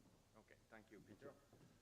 Excellent questions, and I'm coming from the central Ostrobothnia, as you know, working there as a county governor. First of all, I would like to say that as we all know, Europe still has a lot of potential about the raw material resources, and therefore we think that there are all those initiatives and their decisions which have been made last week in Parliament are supporting in this initiative. In central Ostrobothnia, we are in a situation where we are creating something new new if we think of the mining. Sibeny-Stillwater Calibre lithium project is almost starting at the end of 2024. So at the end of this process, we will largely secure European Union's lithium needs. And that's good thing. All reserves in the mine are more than 1/3 years. It might be something 15 or 20 years, because now we have discovered only the first level, and we will go deeper, and it might be that, after a while we can carry on mining in this area somewhere in the future. Actually, the planned annual production will be 15,000 tons battery-grade lithium hydrogen, which is a huge amount of lithium which can be used in a reasonable way in the European states. But it's of course related to this question, it has a lot of different kind of effects. More or less, if we think of all of our areas, we have a different kind of history, which about if you think of the mining, and also the scope. We are just starting in this mining business, and there are a lot of areas which have done it years. But still, the challenges are more or less the same. Safety, transparency, fairness, openness of all processes, especially when the companies are doing this work. And also the decisions, because of course, like in Central also, but very fast when this process was starting, people start to ask what kind of effect it has to environmental way, what kind of effect it has with my houses, or will I have a work there on such a things. Citizens have been concerned about this, also the previous experiences which Pentti Malinen told earlier. So the environmental damage caused by mining is the threat which people are more or less now fearing. So we think that our governmental and aerial authorities, we have a responsible sort of take all the initiatives and actions that we can safeguard our environment. And using that way, we can also create a responsibility, and also tell our citizens that don't worry, we will do all the best that this process can be succeeded in future. It means that we have to have a close cooperation with the companies. Calibre, even though it's owned by Sibeny-Stillwater, which is a South African large mine company, still it's a Finnish company, which specialty has chemicals and mining company products, and which have aim to produce high purity battery-grade lithium. So my understanding is that that's not the problem, even though their ownership is somewhere else. The company which is working in our area can create the responsibility and also have a good impact to our citizens. So our experience shows that the mining company like Calibre should or must communicate with our citizens at very early phase when starting the planning, and take the citizens also with them when the planning process is going on, and continue this community with their during the whole process. Then people can rely on them, and they can sort of use it and see all the benefits which this mining thing does have. And of course, last but not least, this environmental thing, national legislation, the European Union guidance, and also our aerial and other municipality actors are in key position that everything goes smoothly and according to our legislation. And that was all which I wanted to say about this issue. Thank you.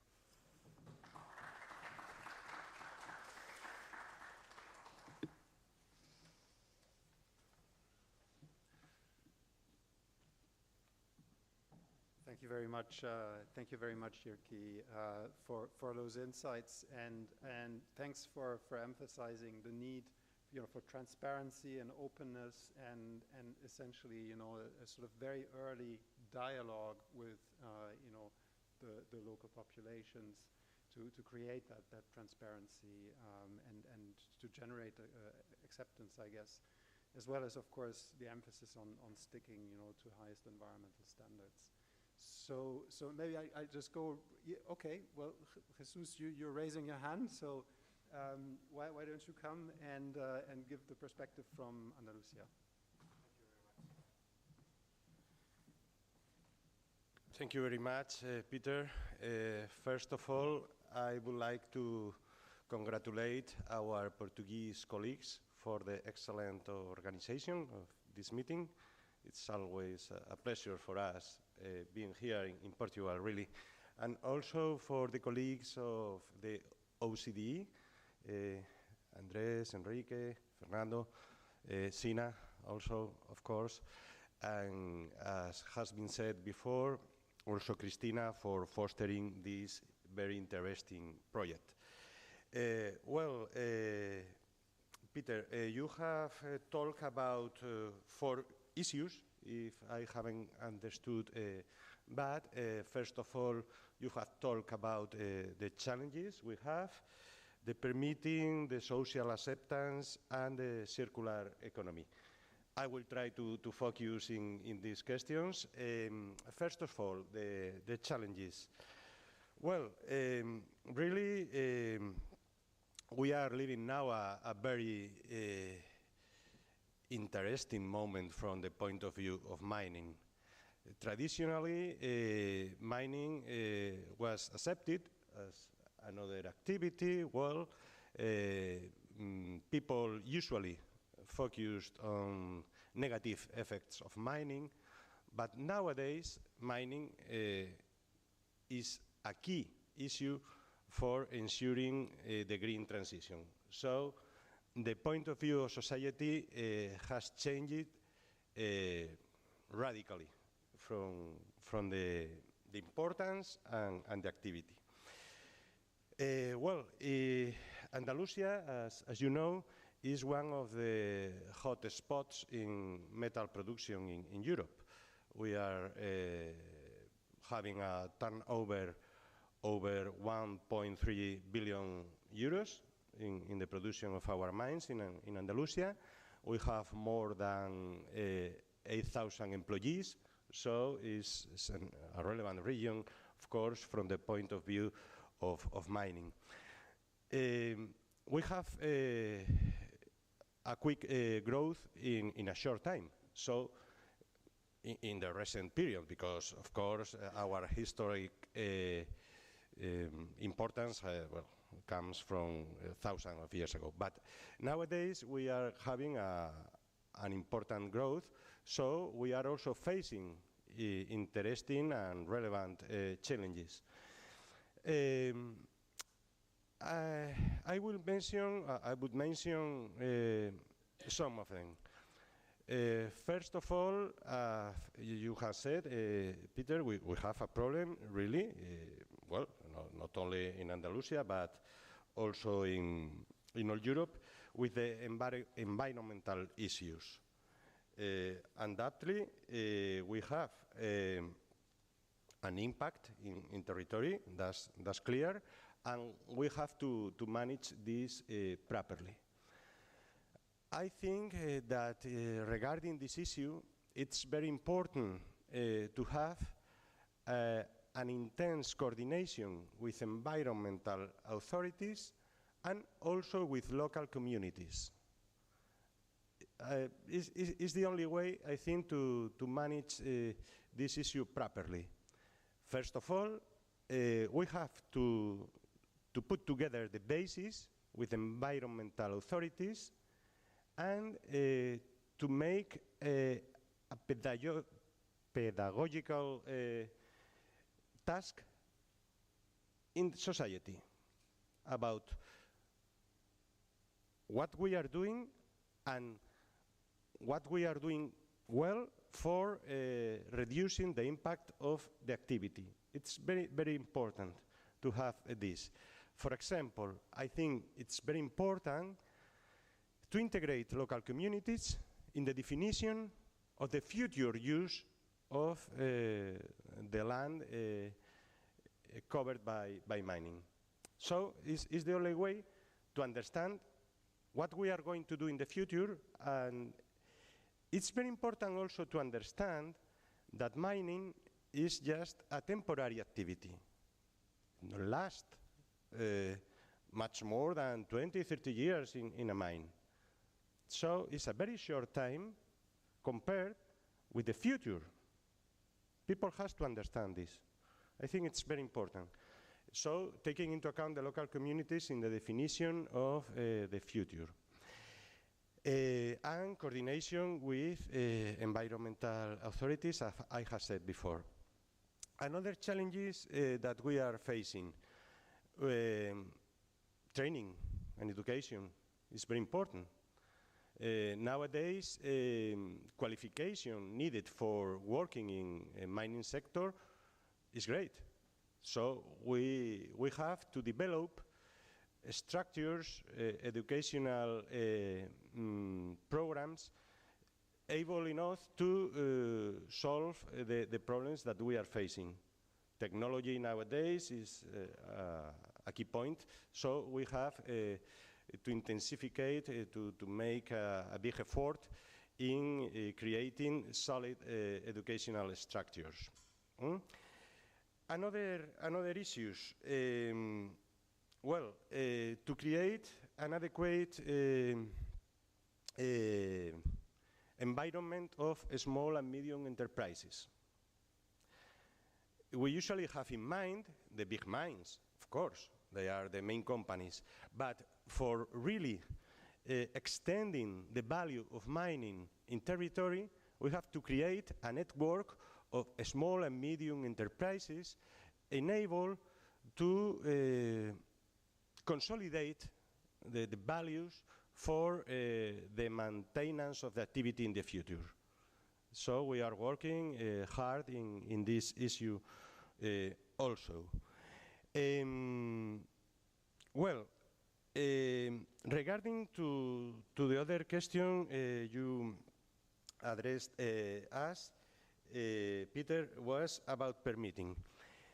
Permitting is, of course, I think that in all the countries, a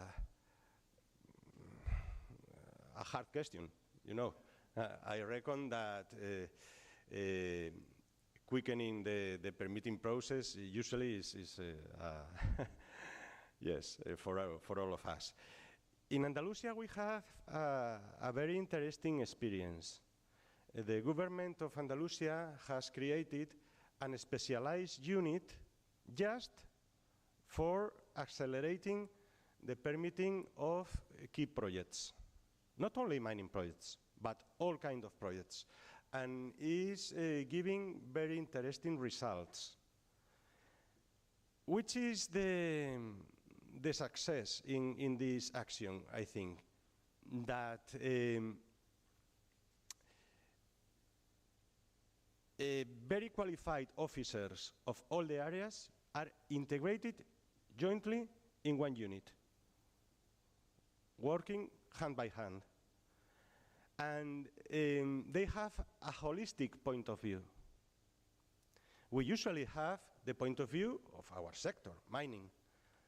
But the permitting, more or less, is the same for another industrial activities. So having this holistic point of view is very important.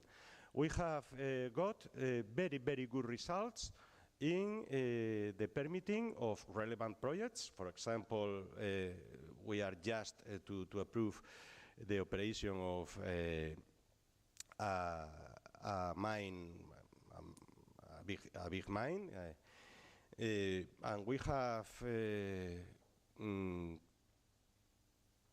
got a permitting time more or less of 20 months, Manuel, more or less. So it's a record time, indeed. 20 months, yeah. Yes, yes, it's true, what I am saying. No, no, no, no, for operating the mine, from the presentation of the project, the exploitation project, to the permitting. It's a quick time. Great. So I think that this is a correct path. All right? And it's very important for also for, you know, investors know that things are secure. So I have the time. Yeah, if you can Got wrap up, so. Because we'd like to hear also from Yeah, of course. panelists. Well, thank you very much. There are many experiences we can share, but I think that they are very interesting, and we will have the opportunity of sharing them. Thank you very much.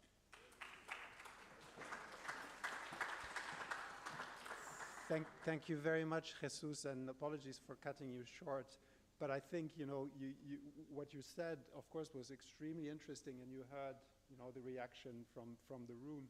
And in a way, what you were saying is that you're already applying and anticipating what's in the Critical Raw Materials Act with a one-stop shop and a sort of fast tracking, and that this seems to be working and producing results.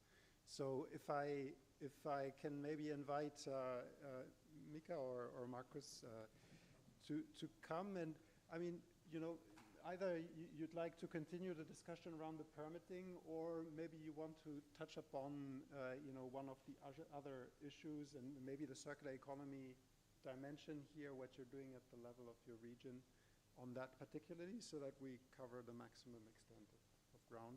Thank you.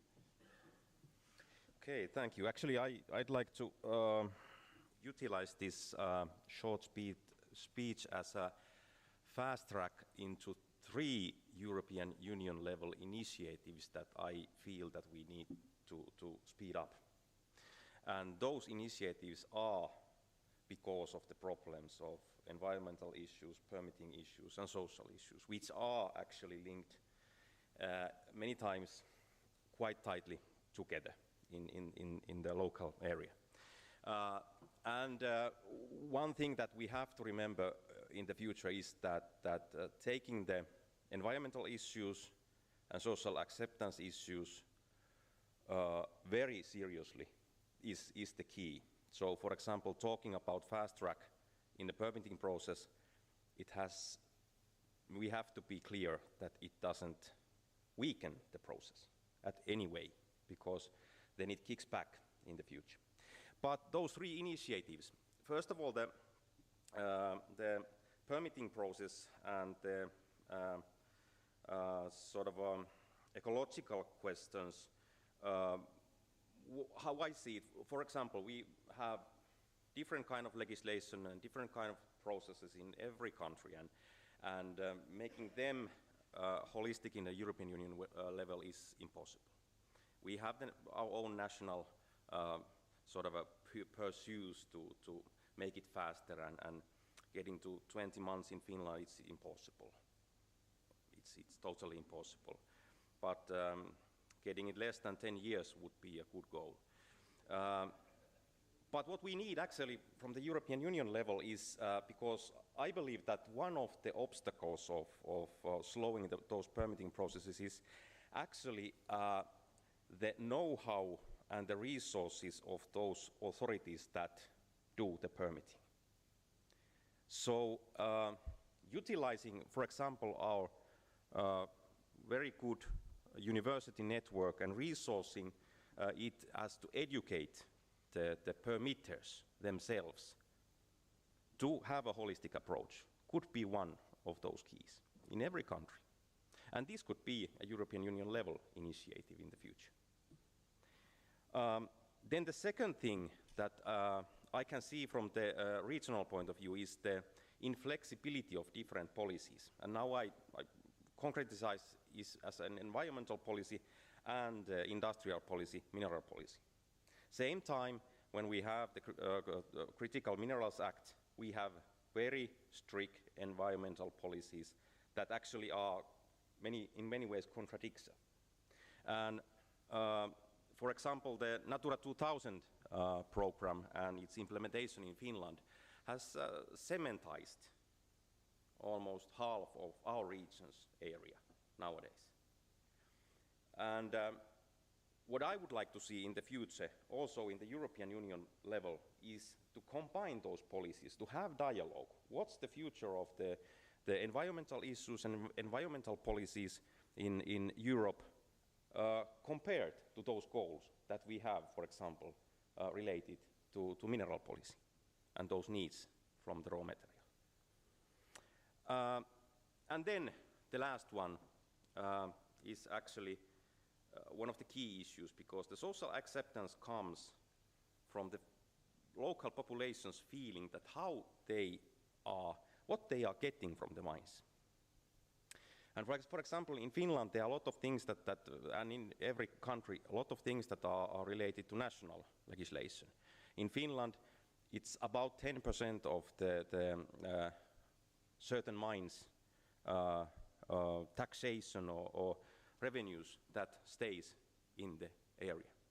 90% goes to Helsinki, and from Lapland's point of view, nothing comes back. So what we need also from the European Union level is to think, is there instruments, is there future policies that can allocate actually resources and reinforcements to local level, because that highlights the acceptance. For example, the current CEF and 10T policy, I would like to see in the future that there would be an initiative of not a military mobility, but for example, security of supply element inside that. So it could finance also those green transition investment needs in the future on those areas. But short, fast track, 3 initiatives.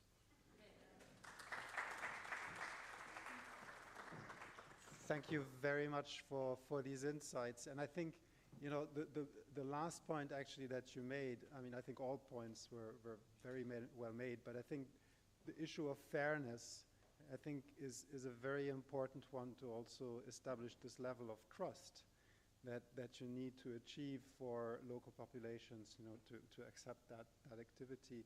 And actually, there's one point where I disagree, and I think, Jesus, you said that, you know, that mining is a temporary activity. The operation is temporary, but some of the environmental impacts, of course, outlast the operation of the mine, sometimes for several hundred years. So I think, you know, the trust, you know, is a very important element. So Marcus, last but not least, and again, you know, if you can focus a little bit around, you know, the permitting issue, if you would like to bring the circular economy angle into the discussion, feel free to do so. Good evening for everyone, and can you show this one picture which I sent you? He didn't notice. Can you show this one picture? Yes. Yeah. But greetings from North Karelia. I speak same time because I have 30 seconds time if I look at the clock. Of course, I endorse everything that has been said before, and it's very easy to be the last speaker here because everything has said, and Mika stole almost everything that I planning to say. But I would like to say about situation in North Karelia shortly, that since the war started by Russia, the mining industry has become more active in North Karelia. In the past, materials came from across the border that are no longer available in our industry, so that industry has also become growing again in North Karelia. I would like to take just one more aspect in this subject, and is research. Doing things new way, and we will only gain public acceptance by doing things better than before. This is especially important for us locally, We are in the middle of Finland's Lake District, and we have 4 national parks and more than 2,000 lakes in our region. And we have remarkable clean groundwater reserve in our region. So that's why we are the forefront of solving this environmentally friendly mining practices and circular economy, as you ask. In North Karelia, we have 4 industrial mineral mines in operation, but beside these projects, there are biggest investment in the mining industry research and innovation activities in decades underway. In the coming years, the Geological Research Center will invest heavily in material efficiency and circular economy research. The investments means investment in the expansion and modernization of GTT Minetech's research environment in Outokumpu, which is this picture. I want to tell you a little bit more about GTK because it's very important for this circular economy impact. It's an internationally unique pilot plant and research environment for mineral processing. Minetech was founded early 80s and nowadays it serves worldwide customers from circular economy and metal industry. It has very solid and strong presence in the region as well. An ongoing investment include pilot plant upgrade, new laboratory facilities and small tailings facility and automatization.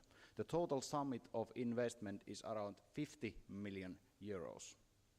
In the future, GTK Minetech will act a key player in value network that offers circular economy services. The Outokumpu Mining Hub network has committed companies that are able to produce high-level services together, for example, for material development, material flow, and technical solution for water management.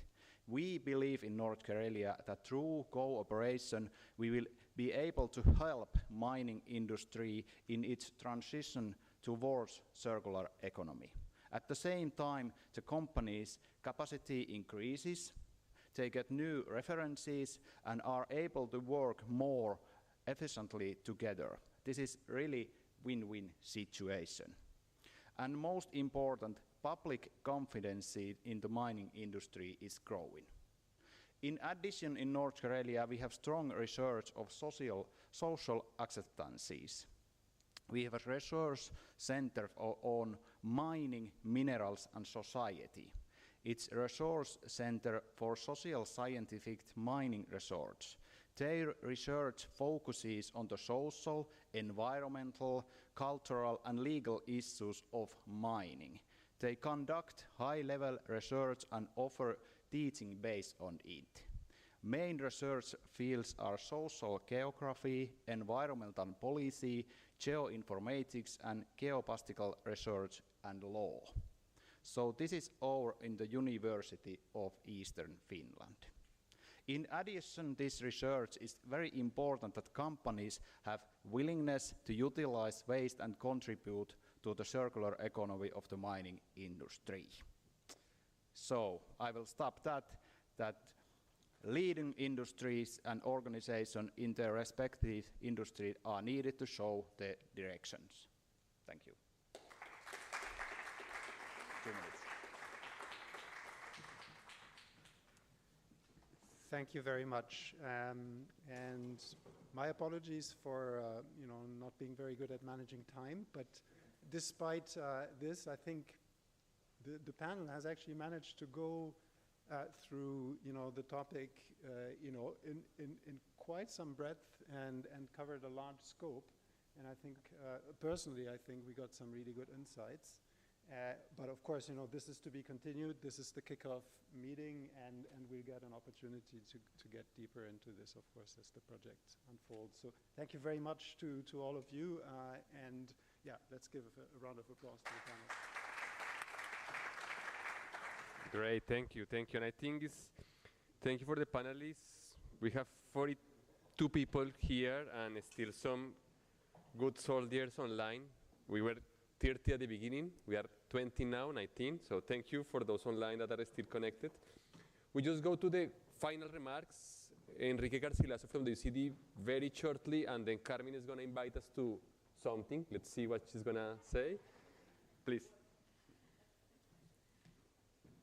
Oh, thank you. I was supposed to give some remarks, but it's so difficult that I'm not going to do so. But perhaps just to, for me, some of the discussions show that there's no single bullet. We need to think holistic. We need to think of how all these pieces talk to each other. So and that's the complexity of the project. Just remind everybody, this is not the beginning of the end, but rather the end of the beginning. This is a kickoff meeting, so I think we started with a very good foot. And I would just like to thank both the opening panel, the two moderators, and all the participants to getting us started today. So those are my remarks before I pass the floor to Carmen, please.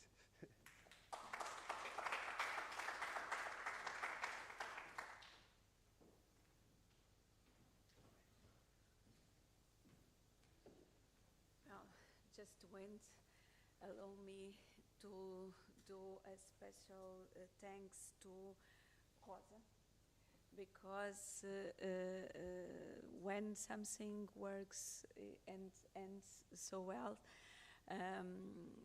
it is because somebody is working so many days before, and days, weeks and months.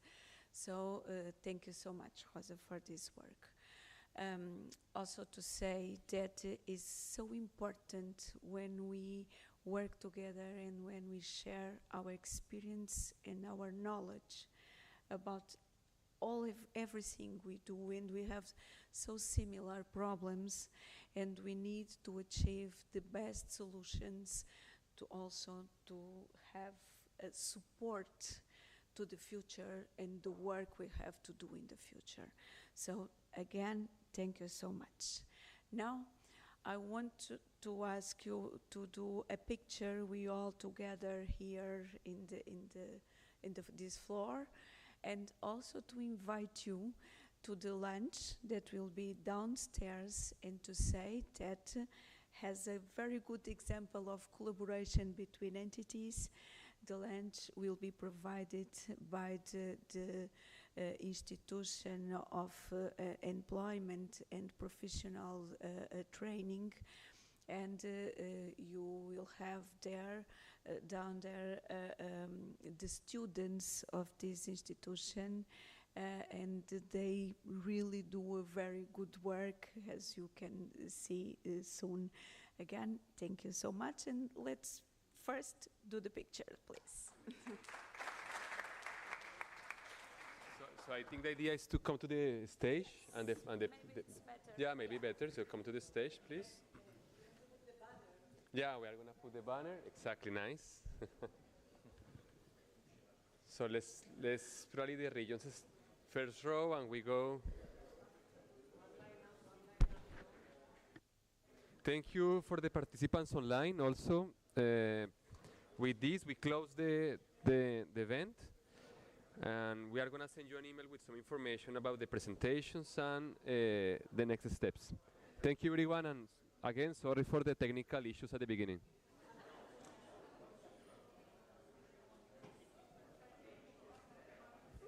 Okay, perfect. You